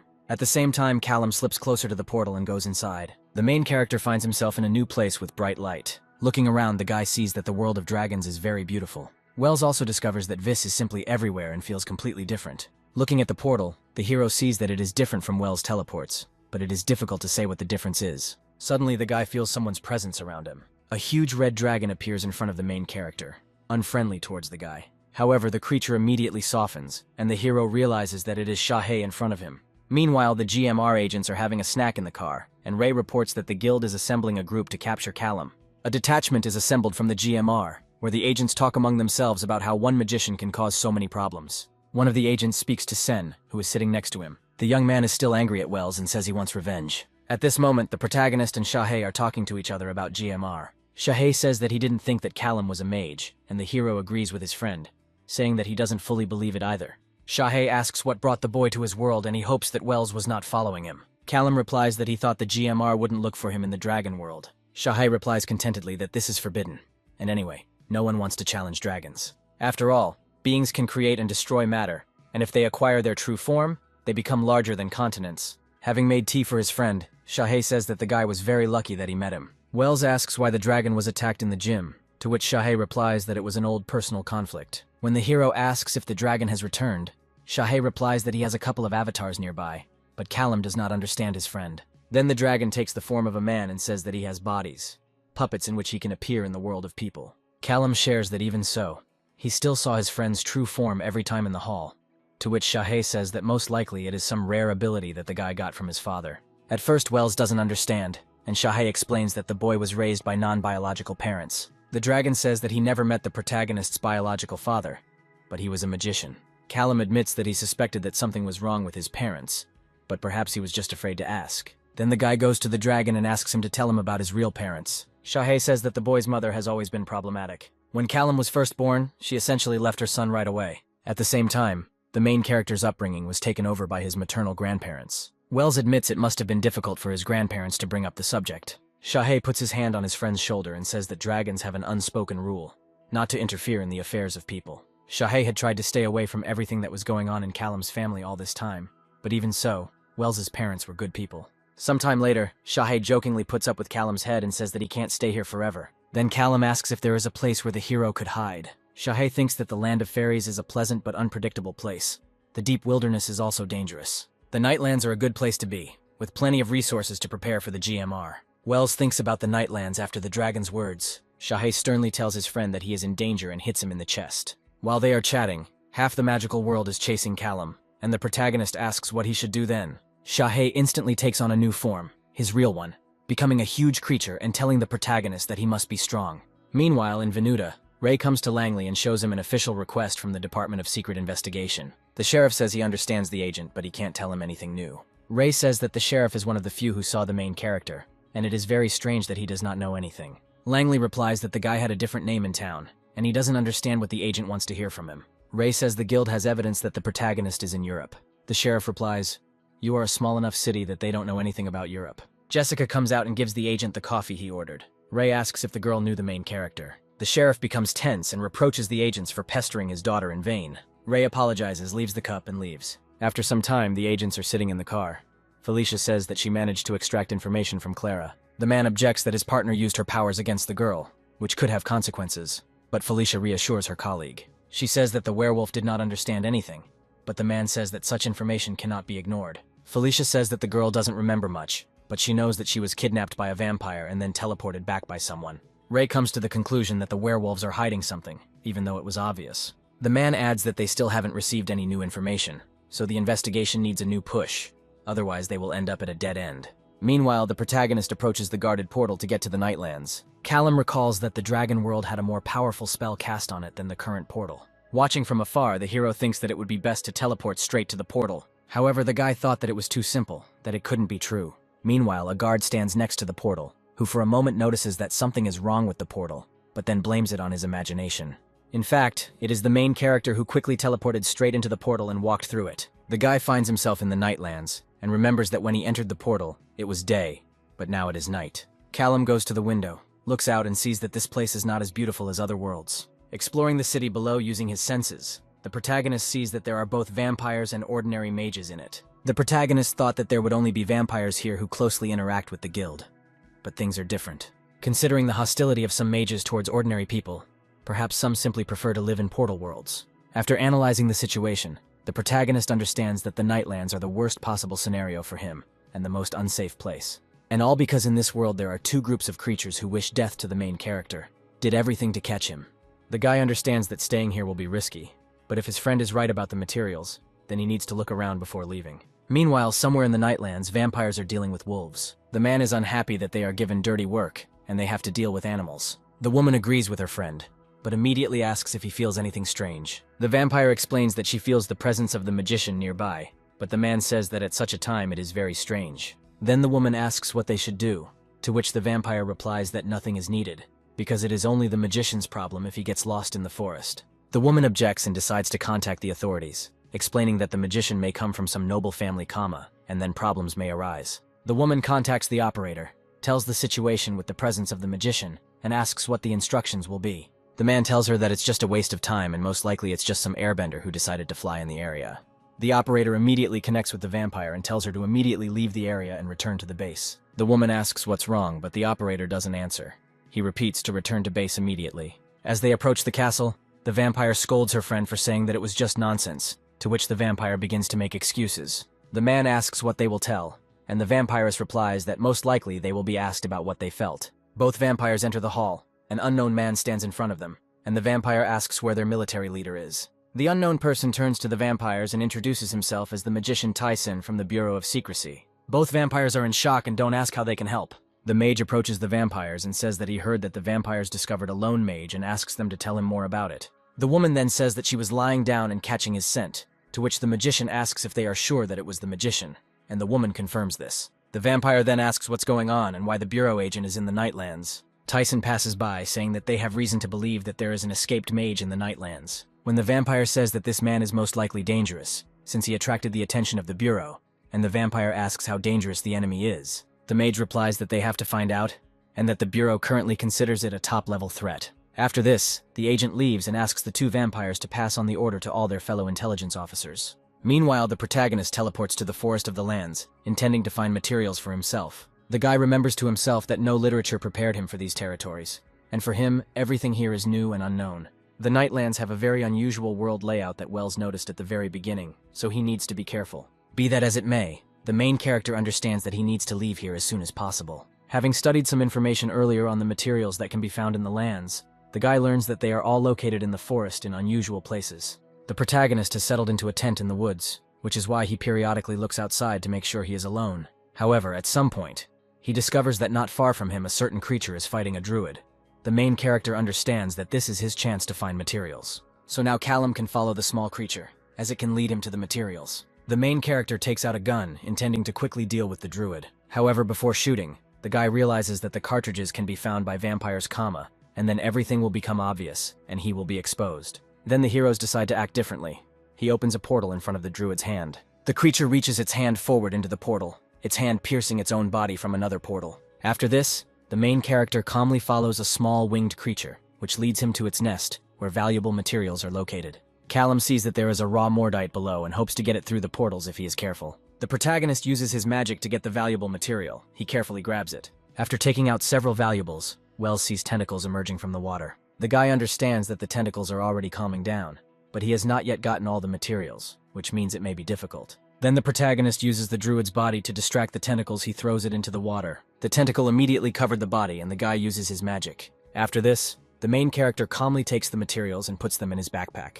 A few hours later, agents of the guild arrive at the place where the protagonist collected valuable materials and wonder who was able to activate this nest. One of the agents informs his superior that all the valuable metals that were in this nest were stolen. After thinking for a bit, the agents realize that the nest was most likely robbed by the same escaped magician. While the agents report everything to the bureau, the protagonist calmly teleports to a safe area, believing that he is done for the day. Tyson receives information about the protagonist's location and orders to immediately catch the guy at any cost. The very first thing the agent wants to do is cut off the escape route to the main character and close the portal. The agents and his assistant go into the room where the portal is located, but discover that the culprit has already managed to come to him.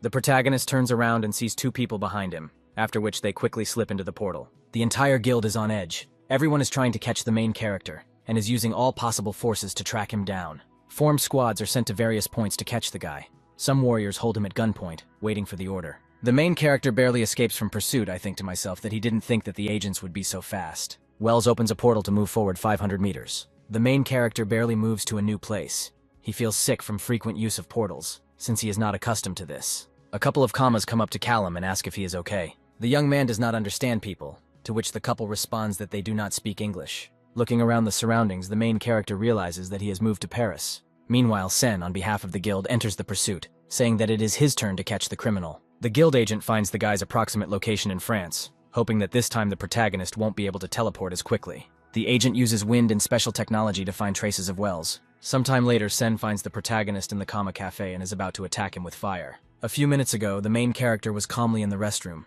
bringing himself to his senses, not understanding how this happened to him. Callum scolds himself for not preparing better and almost falling into the hands of the guild again.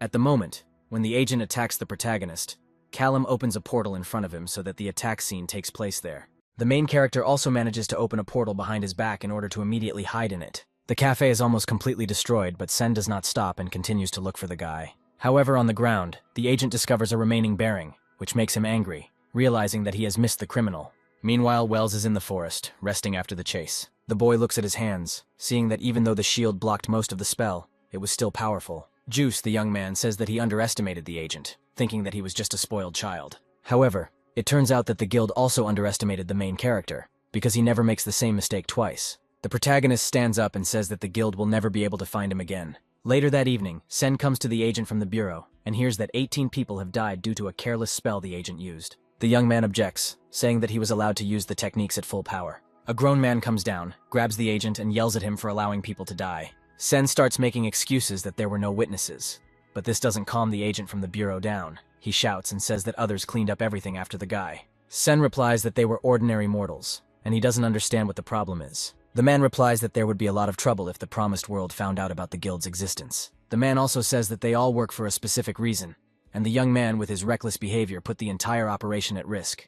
The young agent apologized to his boss, but he said he didn't need an apology and wanted results. Sen replies that the protagonist still surprises them, because every time they find him, Wells manages to slip away. The boss thinks for a moment and says that the main character is not a simple magician, and apparently the test showed not quite the correct results. He adds that if the escaped mage is of the level of an archmage, then there is clearly some kind of mistake. Sen says that this is impossible because there have never been so many powerful spatial mages. The agent's boss closes the book and says that the protagonist's supporters must be found immediately and brought to justice. Finally, the man warns his protege that if a similar situation happens again, he will form the department from scratch. Meanwhile, the main character has a nightmare about what happened in Paris, and it seems to him that someone is calling him for help. He helps the girl up and asks who did this to her. The girl's face is disfigured and completely burned, and she points to Agent Sen not far from the protagonist. This quickly wakes the guy up. He is shaking all over, but quickly reassures himself that it is just a dream. Callum is flying on a plane. He understands that now he does not need to attract a lot of unnecessary attention. He also blames himself a little for the fact that people died because of the agent's spell. When the plane lands in Texas, the guy gets out of the cabin but suddenly feels pain in his arm. Wells reflects on the fact that the spell on the home bond is gradually weakening, but nevertheless he is pleased that the device has worked for so long.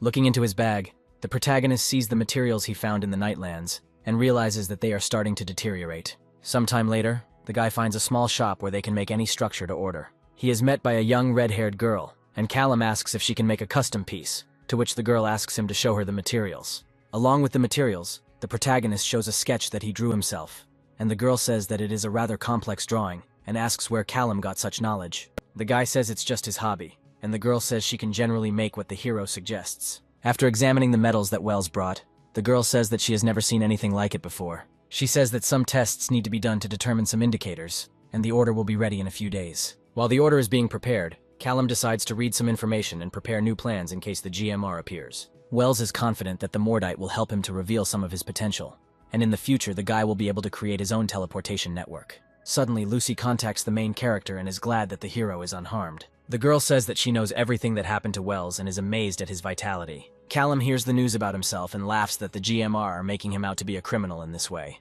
Lucy replies that right now the protagonist is the only one making the guild nervous. After all, GMR had a clearly developed system of work, but then Wells suddenly appears and breaks this system. Another idea of the hacker is that the main character is just a villain who can destroy the guild with one spell. Lucy explains that she actually has a lot of free time and asks how things are going with her boyfriend. Callum says he's more alert than ever now. Lucy says that the guy could use some rest and suggests that they somehow escape to a resort somewhere in Mexico. Wells agrees with the girl's idea, which confuses the hacker. After the conversation, the girl scolds herself for such words because she should not attack clients. Sometime later, the protagonist trains to create threads from Vis. With a little effort, Wells manages to create a small thread and transform it into a ball. After this, the guy realizes that he was able to create a space that is larger on the inside than it appears on the outside. Of course, in terms of volume and scale, this is not something global and significant, like traveling through space, like Doctor Who. However, the guy now has endless opportunities, and if he tries hard enough, he won't need to rent lockers all over the state. After this, the hero remembers that it is time to go to the workshop and pick up his order. A girl appears from behind the table and greets the guy. Callum reminds him of his order, and the craftsman says that the alloy of materials turned out to be very unusual. At first she thought it was a lead alloy, but the melting point was different, so she had to conduct a series of experiments. As a result, she managed to obtain almost 3 kilograms of thin wire, which can be put to use. The guy is amazed, and the girl replies that she even has some material left, and she made several copies according to the hero's drawing.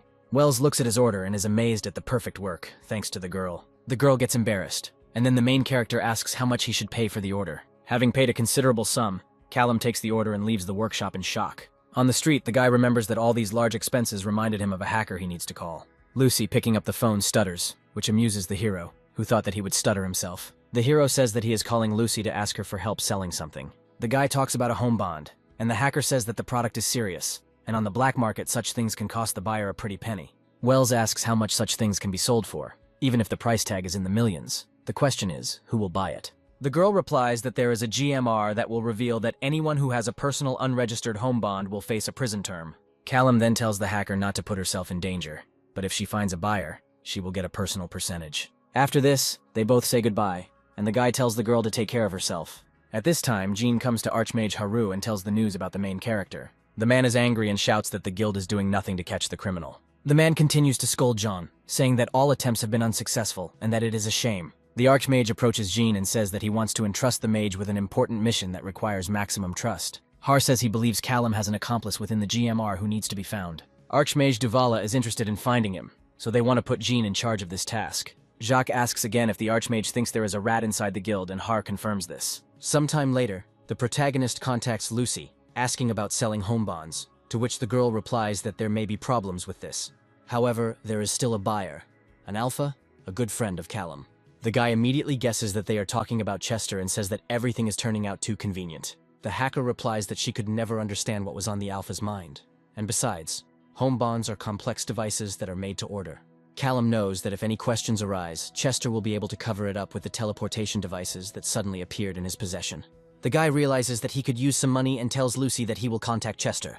After finishing the conversation with the girl, the main character is going to adjust the home bond, because when using it, slight nausea may occur. Wells thinks about the abilities of werewolves and realizes that a regular ring for activation will not be enough. Wells sits down to fine-tune the device for Chester. The protagonist spent the whole night improving the home bond and finally prepared a device specifically for the alpha. The next day after this, Chester contacts Callum about the device.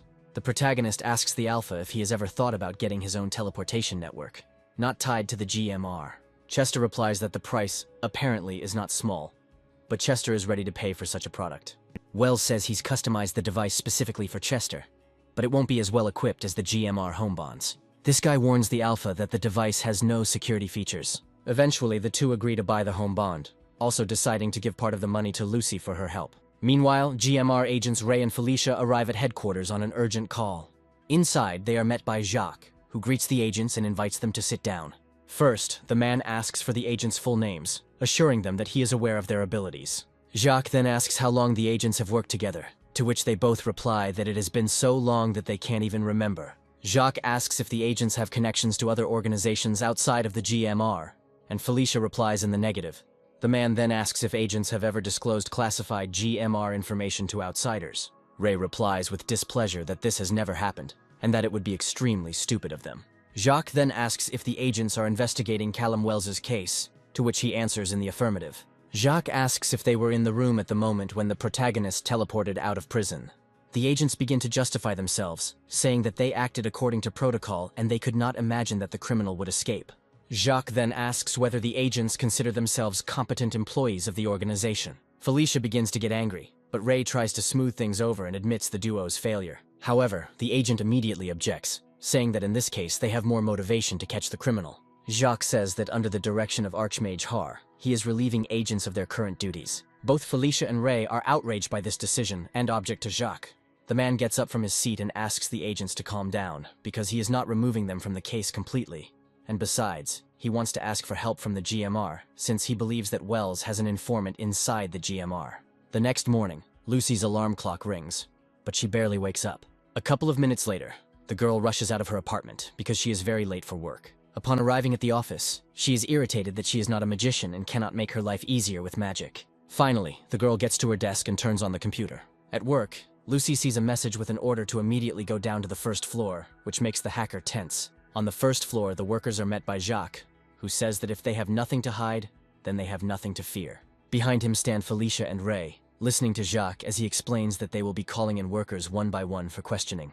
After a while, Lucy is called and first asked her full name. Felicia sits in front of the girl and uses her powers, which makes Lucy unable to lie. The GMR agent begins asking questions about Lucy's possible connection to someone outside the organization and demands that the girl answer the question honestly. Lucy carefully answers Felicia's questions without lying. Felicia asks the girl if Lucy knows anything about someone who is distributing classified information to people outside of the GMR. Lucy pretends and starts listing various personal things from the lives of colleagues, confusing the agents. Felicia interrupts the girl and asks what services Lucy provides to Chester, to which she receives the answer that she provides technical support. Felicia then asks if the girl is in a close relationship with someone other than GMR. Lucy is nervous and doesn't know how to answer this question. But in the end she pretends and tells the agents about her non-existent boyfriend. Felicia stops Lucy, saying that she doesn't care about her personal life, after which the girl is released. After this, Jacques, Felicia, and Ray summarize everything that was discovered during the interrogations.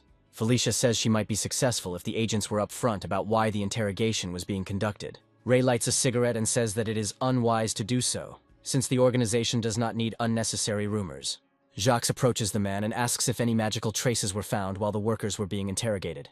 The man replies that only a few had personal magical observers, but otherwise everything is clean. Jacques says he doesn't like the situation, but there's nothing he can do about it.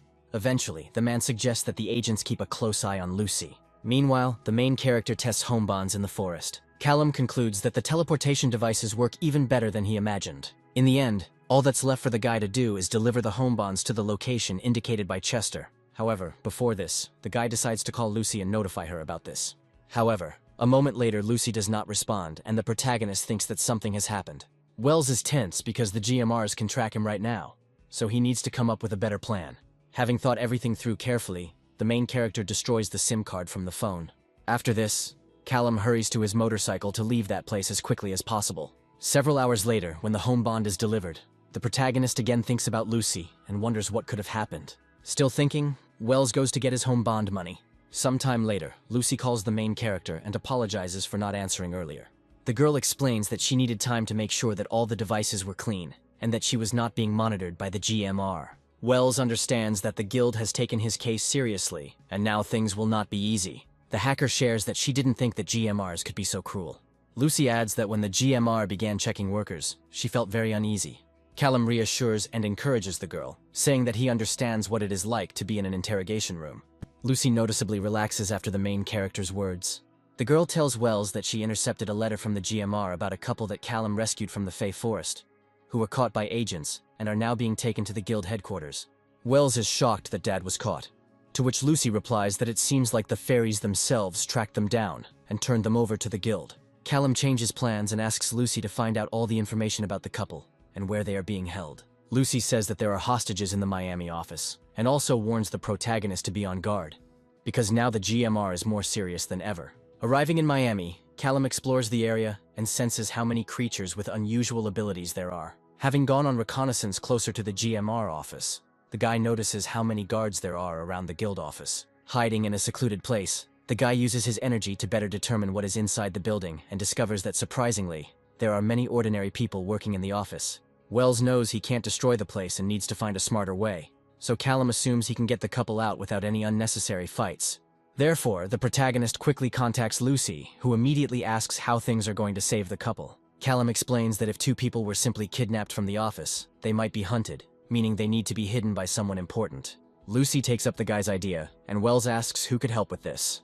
Lucy frankly says that this is a difficult task, because not many creatures would want to cross the Archmage's path. There's no point in involving Chester, and Callum asks if there's anyone who's annoyed with the GMR's work.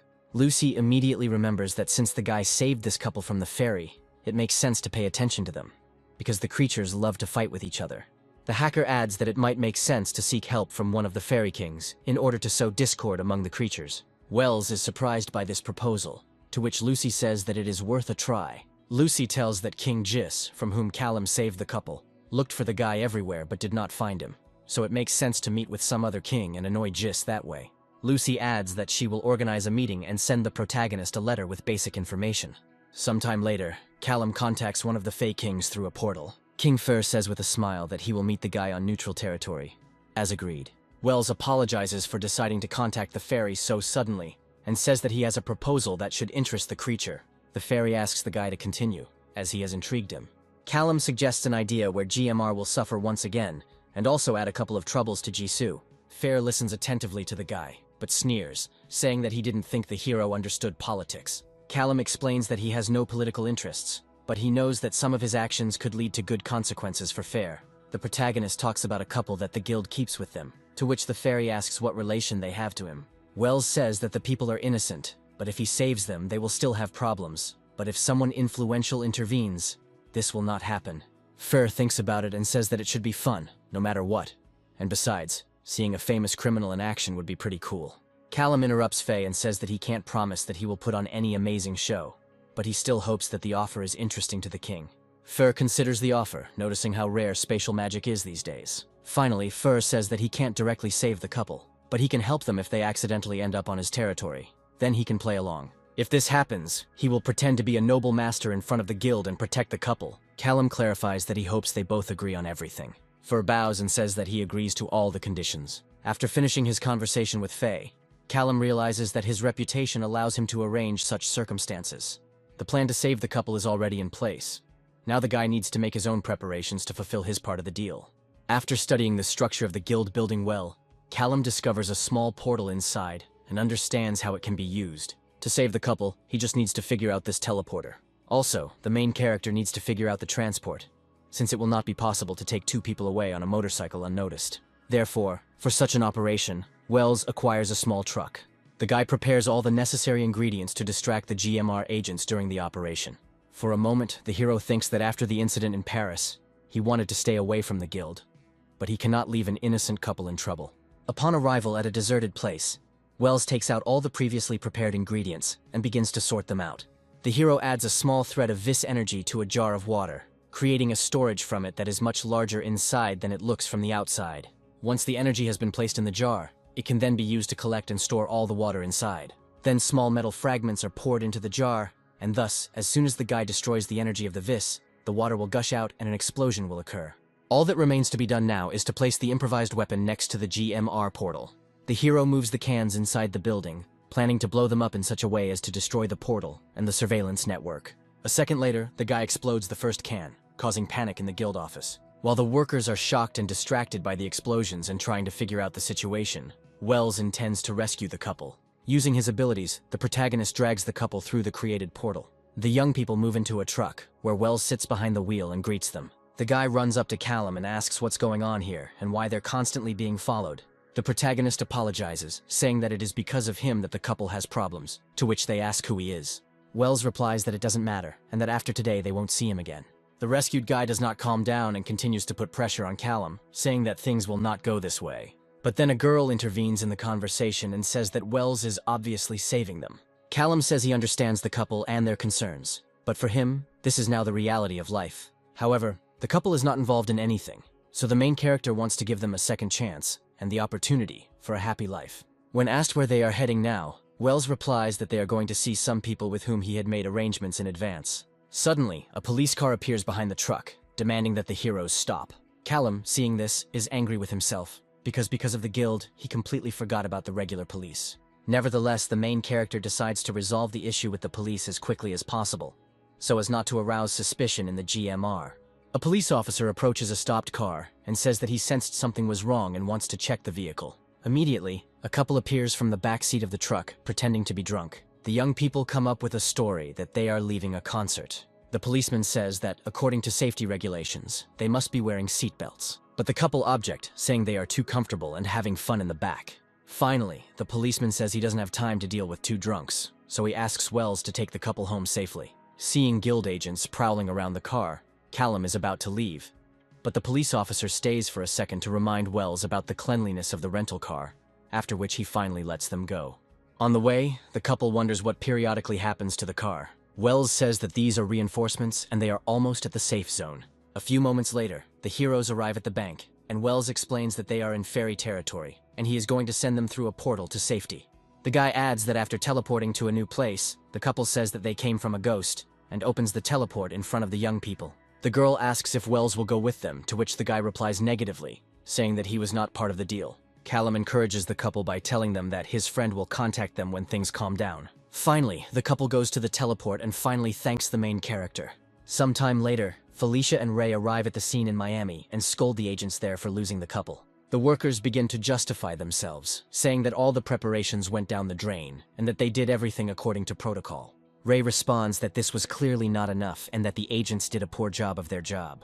After letting them go, Felicia notices that Ray is angrier than usual today, to which he replies that he is worried about Felicia, since she has problems with the local ferries in Miami. Felicia is visibly embarrassed, saying that there is no point in wasting time on her and worrying about her unnecessarily. Finally, the agents begin to explore the destroyed office, trying to figure out how it all happened. Ray says he looked everywhere but found only metal debris and puddles of water. Suddenly, an archmage approaches the agents, who declares that the suspect is much stronger than they might think. Ray agrees with him and wonders to himself what the old man is even talking about. The archmage immediately declares that the agents must call Archmage Duval here. Sometime later, Ray calls the archmage, to which she receives a negative tone, due to the fact that the agent distracted her. Ray explains that they encountered the protagonist again, but were unable to catch him. For a moment, Duval doesn't understand why she is needed then, to which Ray replies that she could do her expert analysis. The woman gets irritated and says that the agents are simply useless, but asks where it all happened. After some time, Duval arrives at the scene, but without listening to Ray to the end, he drives him away. In addition, the woman yells at the agent because he missed the criminal. Returning back to Felicia, Ray is irritated and very angry. Duval uses his skills and investigates the crime scene with energy, noting that Callum's magic is dangerous and neat at the same time. Having discovered the metal fragments, the archmage says that the metal has absorbed most of the protagonist's energy. After examining the debris more closely, Duval suggests that the technology is somewhat similar to the bearings previously found by the guild. Eventually, the woman says that Callum is undoubtedly dangerous. The archmage who had spoken with the guild agents earlier approaches the woman, surprising Duval. The woman is angry that the man speaks in riddles and asks her to tell him directly what he needs. Archmage Wiz replies that he is simply interested in getting to know Wells and his technique better. Moreover, it is possible that the old man's suspicions fall on something that should have come true long ago.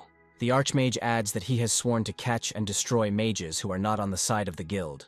Duval, looking at the old man, knows that he is dangerous, although strange, and there are many rumors about him. Finally, the woman uses her magic to scare the old man away, to which he turns around and sells himself to Duval. Sometime later, Agents Ray and Felicia, along with Buck, review Duval's analysis, which confirms that Wells used a sophisticated tool to pass undetected through the observers and the GMR network. Jacques adds that he still doesn't understand how he managed to do it from such a distance. Ray says they still need to study the main character, but first they need to strengthen the guild's observers. Felicia adds that agents won't be able to secure every GMR headquarters, but if they know where the next strike will be, they can be better prepared. Meanwhile, the main character ponders whether it is worth calling Lucy or whether it could be dangerous. Callum heads to New Mexico on a motorcycle to find a new place for himself. A few days later, Jacques meets with Har and reports to him that the missing couple is under the custody of the fairy, and moreover, their names have been erased from the agent's memories, making it impossible to catch them again. The archmage says that it turns out that the main character will work with the fairies. And what does the King of Miami say in this case? Jacques replies that it seems that Fair is up to something, but being on his territory, the agent can do nothing. Har says that in that case, Callum can be pulled out of hiding, and since the couple escaped, there are others with whom the boy maintains contact who could become targets for the guild. Jacques objects and says that if such contacts exist, then they are clearly under the protection of werewolves. And besides, some familiar people from the past are dragons. Har wearily notes that despite Wells having many acquaintances, it is worth looking at it from another perspective. Jacques says that someone is obviously leaking information to Callum, such as about the couple in Miami. After this, Har tells his protege to find the informant and bring him to the archmage. Meanwhile, Lucy comes to the bar and starts talking to the barmaid. The hacker complains about work and says that he's going to get completely drunk. The barmaid pours Lucy a drink and asks about work, to which the girl discontentedly says that the entire office is suffering because of a recent information leak. Lucy also adds that it has been a week since she heard news from her friend, and she thinks that he is angry with her. The barmaid asks what Lucy did, to which the hacker replies that she told a friend about a job he might like. The girl also replies that she doesn't know whether she sent him there because he wanted it, or because she wanted it to be better for herself. Lucy adds that even though everything ended well, if the job is dangerous, does that mean she is a bad person and put him in danger? The barmaid smiles and pours another glass for Lucy and tells her that she needs a drink. Suddenly, Callum calls the girl and asks if she is busy, to which the girl replies that she is wiping up rum that she accidentally spilled on herself. Wells admits that the GMR could cause him trouble for Lucy and apologizes to her for it. Lucy is surprised that the guy was worried about her, and is embarrassed when he receives an affirmative answer. The main character immediately explains to the girl that he is in Mexico, and asks her for a map of the isthmus with the designation of everything supernatural. Lucy immediately starts digging through her phone, preparing to hand over such a card. After sending the data, Lucy asks if this is the only reason the protagonist called. The guy says that he forgot something and sincerely thanks the girl for her help. Lucy is embarrassed to hear such words from the guy. The main character adds that if the girl finds herself in trouble because of GMR, he will definitely help her. Lucy is embarrassed again, but says that she will definitely tell Wells if anything happens. After finishing the conversation, the girl returns back to the bar and wants to ask the barmaid a question. Lucy blushes and asks to be served a drink that will calm her down. The next day, Callum is in the office looking to buy a property and is met by a man in a suit. Wells confirms that he would like to buy land and hopes to get recommendations for construction companies. The man sits down opposite the main character and asks what brought the guy to Mexico. Wells replies that his friends recommended this place and he is going to build a holiday home. The man replies that he will, to Callum's understanding that the prices here are quite high. The main character immediately takes a gold bar out of his bag and says that he is going to pay with it. Finally, the man says that the door is always open for Callum and he can come at any time. Meanwhile, the leaders of the magical world meet, and the vampire says that his territories are suffering. The Archmage answers his interlocutor that he is definitely not responsible for catching criminal mages, so such questions should be left to the GMR. The vampire is furious, saying that the guild has not compensated for the losses and has not compensated for its irresponsible activities. The creature continues to tell the Archmage that the guild is doing nothing, to which the old man replies that everything that could be done has already been done. The old man also answers the vampire that the creature can independently search for new people for nests. In his residence, the vampire calls his assistant Alas for further instructions. The creature says that they themselves must do something to catch the criminal mage, and to do this they can find someone among their acquaintances who can lead them to Callum. The vampire is referring to Clara Langley, a werewolf who needs to be found. The creature orders the girl to be brought to him, so that she can lead the vampires to Callum Wells. Meanwhile, the werewolves report to Chester that the vampires have become active and are up to something. After talking with the werewolves a little more, the Alpha is convinced that he needs to be on guard. The man orders his assistants to call Jasper to him, adding that apparently there is a reason to test the new home bond. A little later, Alpha calls Sheriff Langley and reports that the vampires are heading to Venute, to which Langley asks what needs to be done. Chester replies that he's arranged for the sheriff's family to stay with him. Langley asks the sheriff what will happen to Venute next, because the city can't just be abandoned. After talking with the sheriff, Chester is going to head to Wynneth to sort things out personally. Alpha's wife stands next to him and asks if he needs her help on the mission. Chester says that she shouldn't go anywhere and that he will handle everything himself while the woman takes care of the Langley family. The wife warns her husband about the danger and tells him to be careful. When Chester objects that this is the duty of any Alpha, the woman says that the husband must still be careful. Later, members of the Langley family are teleported to Alpha and his family via home bond. The werewolves greet each other warmly. Sister tells Langley not to expect a long rest. The Alpha will quickly deal with the vampires and return. Chester approaches Jasper and learns that the assistant has already teleported most of the pack's comrades using a home bond. When Alpha asks about the device's functionality, Jasper says that he definitely has someone to thank. Chester orders Jasper to teleport the pack back after the Alpha's signal. Sometime later, Chester teleports to the rest of the werewolves and learns that the vampires have not yet appeared. Alpha advises his allies to remain in wolf-fighting form as the vampires move quickly. One of the werewolves asks what about Chester himself, since he hasn't taken his form yet. Not far from Vint, vampires gather under the leadership of Alas, who notify him of their combat readiness. Sometime later, one of the werewolves notifies Chester that unknown figures were seen near them. Alpha quickly orders everyone to take their positions, saying that they are vampires. A second later, Chester himself finally assumes his wolf combat form. A few moments later, the vampires and werewolves encounter each other and begin to fight. Alas realizes that it is not Langley at all, which means that the creatures somehow understood what the vampires are planning. The vampire understands that they have lost this battle, but finally decided to show himself to the sister from the shadows. Deciding to test his luck, Alice charges at Chester, and the other wolves warn the Alpha about this. The vampire wounds the defender in the chest, holding his hand in the wound for a while. However, no matter how you look at it, the werewolf is stronger than the vampire, so Chester easily tears Alas apart. The other vampires, seeing the enraged Alpha Chester, do not decide to go further into battle and walk away. A little later, the werewolves run to the place where the fight took place, and one of the werewolves inquires about the condition of the Alpha. Chester says that the main vampire, Lavin, needs to send many more creatures to finish him off. After this, the werewolf reports on the condition of the other members of the pack, saying that no one has any serious injuries. Before heading back, Chester notes that the home bond is a very useful thing, and besides, if the werewolf used the GMR devices, the entire guild would be on its ears by now.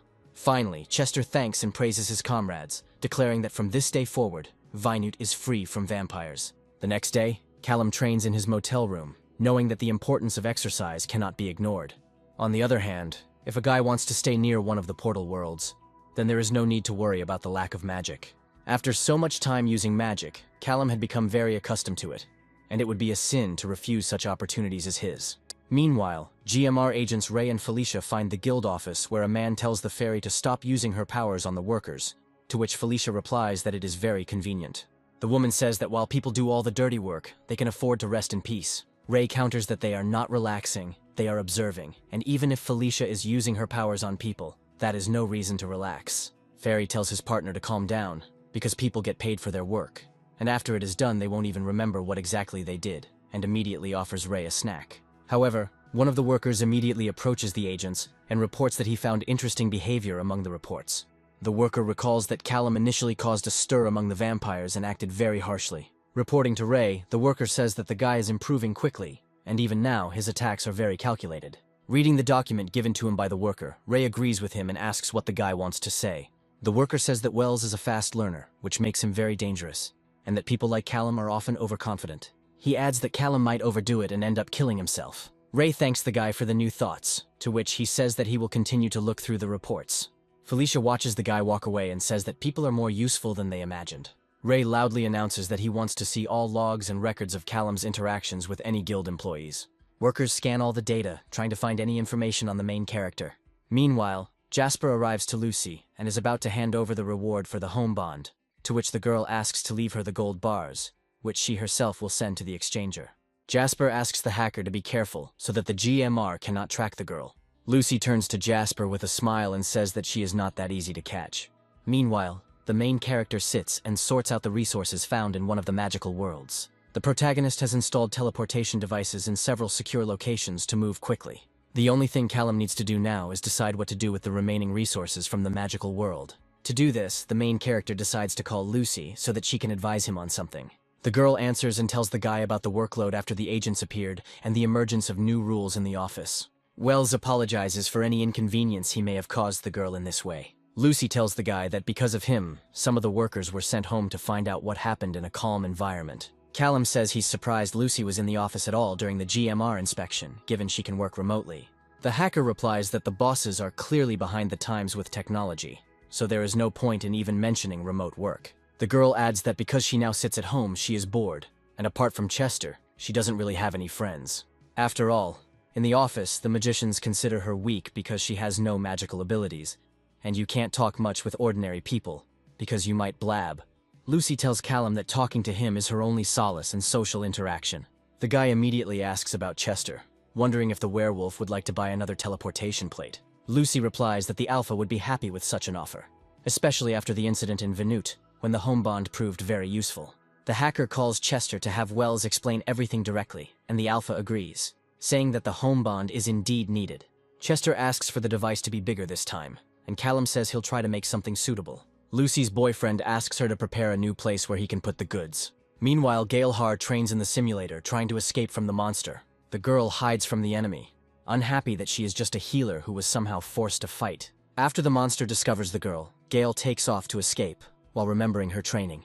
As she moves, the girl gathers her vis energy as if she were going to heal, but instead, the girl turns to face her opponent. Stretching out her hand, the girl attacks the monster with her magic, killing it. However, she lacks strength and loses, which causes the illusion to disappear, and the person supervising the training says that the girl failed again.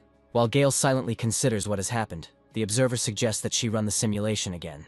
However, the girl walks away, telling the observer to watch his language.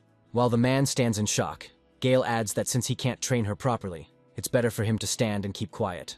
After the training, a woman meets the girl and asks about Gale's progress, to which she replies that everything went well, and she is not satisfied with anything. When the conversation turns to finding Callum, Gale asks how the investigation is progressing, to which the woman replies that she hasn't heard anything. Gale shares that she heard about Wells convincing the Fey King to side with him. As she leaves, the girl asks the woman to keep her informed of all developments regarding Callum. Gale admits that she never wanted to learn destructive healing, and that it was all Wells' idea. It is because of the main character that Gale's relationship with her family has deteriorated, and she wants revenge. A week later, the protagonist arrives at the point where his home bond money is located. In the end, the guy received about $1 million, even taking into account the fact that Lucy took some of it for her help. Meanwhile, Chester asks his charges if the teleportation device is ready. One of the werewolves reports that placing the home bond in the house of the vampire leader Lavin was not easy, but by bribing the delivery men, they achieved their goal. Jasper asks Chester if it is a wise idea to go to Lavin now that his men can be on guard. Chester replies that vampires are now more vulnerable than ever, so Jasper no longer objects to the alpha. Using a home bond, the pack moves to the basement of Lavin's mansion. Chester addresses the werewolves, telling them not to assume their fighting form and that kills should only be with weapons to ward off suspicion. Alpha approaches his protege Roy and tells him to take part of the squad and go storm the left wing. After the groups separate, Chester kills the vampires on one side. Roy and the other werewolves deal with the enemies on the other side. One of the werewolves approaches Chester and warns him that there is an armory ahead with 3 vampires inside. Chester steps forward, saying that he will let the werewolf deal with them while he goes to Lavin. Alpha knocks down the door to the head vampire's office, and he is shocked by Chester's unexpected visit. Alpha says that it's all over, and the vampire is left alone. The vampire takes out a weapon, a sword made of the purest silverite. The vampire lunges at the werewolf, and Chester blocks the blow in time. The vampire provokes the Alpha by asking if Chester really thought he could win the fight without transforming. Lavin encourages the werewolf to fight fairly, because that's what Chester came here for. The werewolf stands still and states that Lavin is not worth it, surprising the vampire. Chester smiles and says that being a werewolf is not just about turning into fighting form. While Lavin doesn't understand what the Alpha is talking about, Roy sneaks up behind the vampire and stabs the vampire with a weapon. Exhausted, Lavin falls to his knees and Chester approaches him, saying that this will serve as a lesson to the vampire. The werewolf explains that Lavin puts himself above his vampires. For him, they are just subordinates. But for werewolves, unity is above all else. After this, Chester kills the main vampire in Venuta. Having finished with this, Chester turns to the werewolves and says that they need to clean everything up here so that no one thinks that the werewolves did all this, and to get out of here as quickly as possible. A couple of days later, at the GMR office, one of the employees approaches Ray and reports suspicious money transfers from Lucy. Reading the report, Ray sees that the girl tried to hide it, but still made some mistakes, which is why she was spotted. The next day, Lucy comes to work and finds an empty office, although an important letter arrived in the morning, requiring her to come to work. Since the girl was alone, Lucy decided to make some coffee and sit quietly at her workplace to wait for the others. For a second, the girl senses a catch, and before she can leave the workplace, Felicia appears and stops the girl with her abilities. Lucy doesn't move, realizing that she's trapped. Ray appears behind Felicia, saying that Lucy has been caught in collusion with the criminal Wells. So from now on, she will be stripped of all duties and rights associated with the GMR, and she will be taken into custody. Meanwhile, the main character browses forums where the city's centers of the magical world are listed. Callum calls Lucy for advice, as she should know more about this than he does. However, instead of the girl, Ray picks up the phone, introduces himself, and says that Lucy is with them. Before the agent can finish speaking, the guy breaks the phone with the help of magic. Ray is a little confused and asks his assistant if they were able to trace the call, to which he receives a negative answer. Felicia suggests he call back, and maybe he'll think they have a deal for him. But Ray says the guy is too cautious, and that's impossible. Moreover, they did the main thing. They caught Lucy, so all that was left was to wait. Meanwhile, Wells is nervous, not knowing what to do next, because he thought that Lucy was no longer in danger. The guy wonders how the agents were able to track the girl down and what methods they used. Gradually, the guy begins to destroy all the equipment he has in order to protect himself. Wells thinks what he should do next. He has a lot of money, so he can afford to buy property far from here and hide for a while.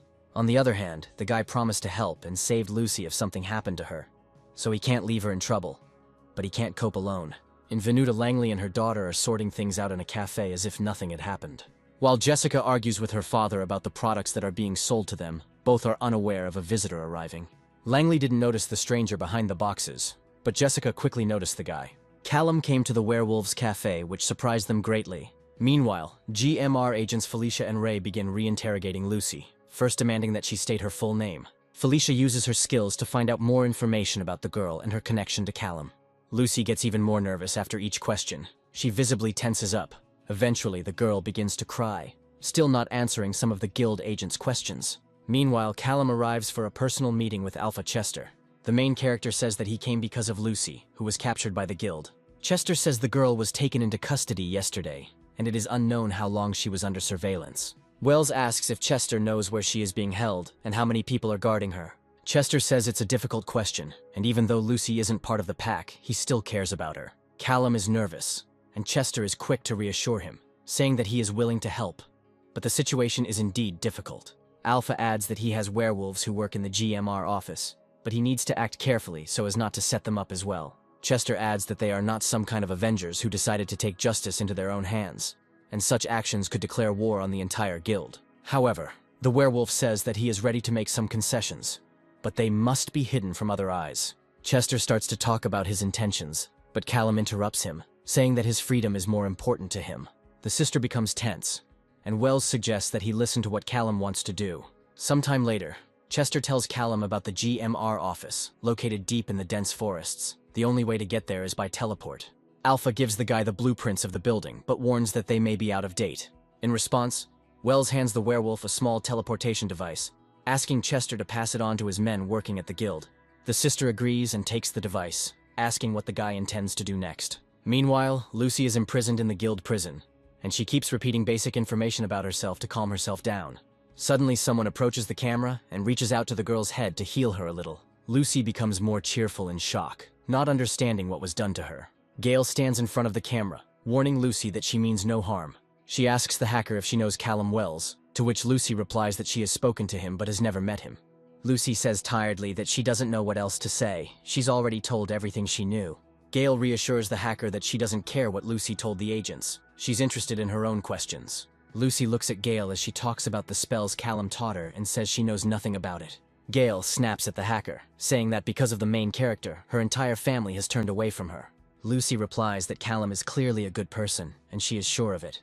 Gale says that in that case, he will come to Lucy's aid, to which the hacker confirms this, saying that the GMR know this. Gale doesn't move away from the camera and says that in that case, she will wait for the guy here. Meanwhile, GMR agents come to Lucy's father to get signatures on the necessary documents. Ray says they are not hiding the hacker's location, and are waiting for Callum to show up.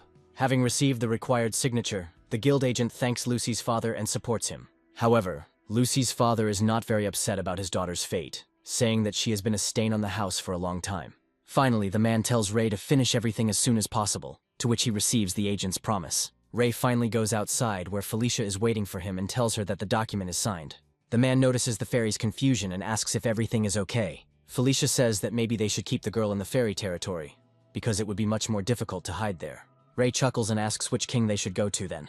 Felicia replies that her family would suggest a candidate, but Ray would be a fool to agree to that. The man notices that Felicia only talks about her family when she is worried, and the girl confirms this. She says that there are all sorts of rumors going around, and it's scary if it suddenly turns out that the guy has fairy blood flowing inside him. Ray reassures his partner that everything they have planned should work out. Upon arriving back at the office, the agents are met by Jacques, who asks Felicia if she can use suggestion magic. The man says with annoyance that in that case, King Rav needs to be involved, since he is the only one who is not involved in anything. Ray asks what the purpose of suggestion magic is, since they already have access to compulsion magic. Jacques replies that it is a precaution in case they fail. They can put more pressure on Lucy. Ray tenses up and says that the girl has already been subjected to severe mental torture. Jacques asks Ray not to be a wimp, because the guild just needs a backup plan. Jacques adds that due to the difficult situation, the risk of other betrayals within the guild cannot be ruled out. And besides, the protagonist has already made a pact with Chester and Fair. Considering that there are a large number of people working in the guild, it is impossible to keep track of everyone. And besides, one cannot be sure that there is only one traitor. As he leaves, Jacques asks the agents to prepare themselves and find good equipment. Sometime later, the heads of the magical community gather together to discuss the current situation. Duval claims that Callum is a space mage, which means he belongs to her. Another magician replies that no one has been able to tame Wells, so how does Duval intend to act in that case? The woman says she's going to lock him in a vis with her and force him to cast a spell for decades. Jacques appears in the courtroom and reports that they have seized the teleportation plates from Chester. Jacques says that even so, the Alpha has no intention of starting a war with the guild. The vampire sitting next to him asks what about the Venuta vampires that Wells killed. Jacques calms the vampire, Dumas, and says that as soon as they find the guy, they will sort this issue out too. Another mage says that he has studied all the guild reports and notes that most likely the guy is developing all the plans on his own. Har gets up from his seat and says that since one magician is behind everything, there shouldn't be any problems with catching him, because everyone present here has enough strength to resist Wells. However, another man says that he feels like they are underestimating the protagonist and asks Duval if she can somehow suppress the boy's spatial abilities. Duval says that spatial magic is not that simple, so it's hard to answer right away. Duval adds that Callum is a criminal, and once they spot him, he won't escape. Meanwhile, the protagonist finds a secluded place to create a portal to save Lucy. Earlier, when the guy was still with Chester, he warned Wells that all the archmages and others would be waiting for him. Chester finally warns the protagonist, saying that this time nothing will be so simple. The werewolf warns that the guild will use all of their available resources to catch the guy, using every agent. Every archmage will try to catch the criminal, hoping to imprison the guy forever. Before the start of the entire operation, the main character is just waiting for Chester's call, with a notification that the device is located in the GMR building. The guy thinks that if the Alpha doesn't fulfill his part of the plan, then Callum's whole plan will fall apart at the seams. The main character immediately begins to calm himself down, saying that everything will be fine and everything will work out. Finally receiving a response from the werewolf about success, Wells creates a portal and moves to a volcano in Guatemala. The guy approaches the crater with boiling lava below, getting ready to start executing the plan. Having activated the teleportation plate, the guy does not intend to pass through it, as it is too dangerous. Instead, he uses the device in his office as an antenna to better navigate the guild building. The guy uses his skills to find weak spots inside the building and find a point to hit. Callum also finds Lucy sleeping inside and is reassured that she is okay. Wells is convinced that Chester was not lying and that there are agents everywhere in the building protecting Lucy. However, Wells calms down, realizing that he still has a chance of winning since GMR underestimated his abilities. The guy uses his magic to redirect lava from the volcano through a portal into the guild building. Callum knows that the element of surprise is his only advantage against the guild, so he must make the most of it. Meanwhile, all the archmages have already gathered in the guild office, and I'm expecting the main character to appear any minute. One of them asks his assistant about Duval, to which he receives the answer that the archmage is restless and is patrolling the perimeter. The assistant starts talking about statistics about Callum's predictions of appearing in the guild building, but doesn't have time to finish. There are screams and squeals everywhere, and heat from the lava appears. The magician rushes to protect his assistant, while simultaneously giving orders for protection. The man wonders how and when the main character was able to obtain the magic of mastering the elements, because there was not a word about it in the answers. The mage builds a barrier against lava, protecting himself and his assistant. The man asks what happened to the other teams and why no one is answering. The assistant replies that it looks like they are cut off from the network and no one can contact anyone. An enraged Har appears nearby, shouting that he will definitely catch Callum Wells. The mage moves forward to meet the rest of the archmage, saying that his barrier only covers a small area. Upon meeting Duval, the mage asks the woman where the attacks are coming from. She replies that she is clearly not from here, because then she would have felt Wells' presence. At this time, the main character, already tired, counts down before proceeding with the next part of the plan.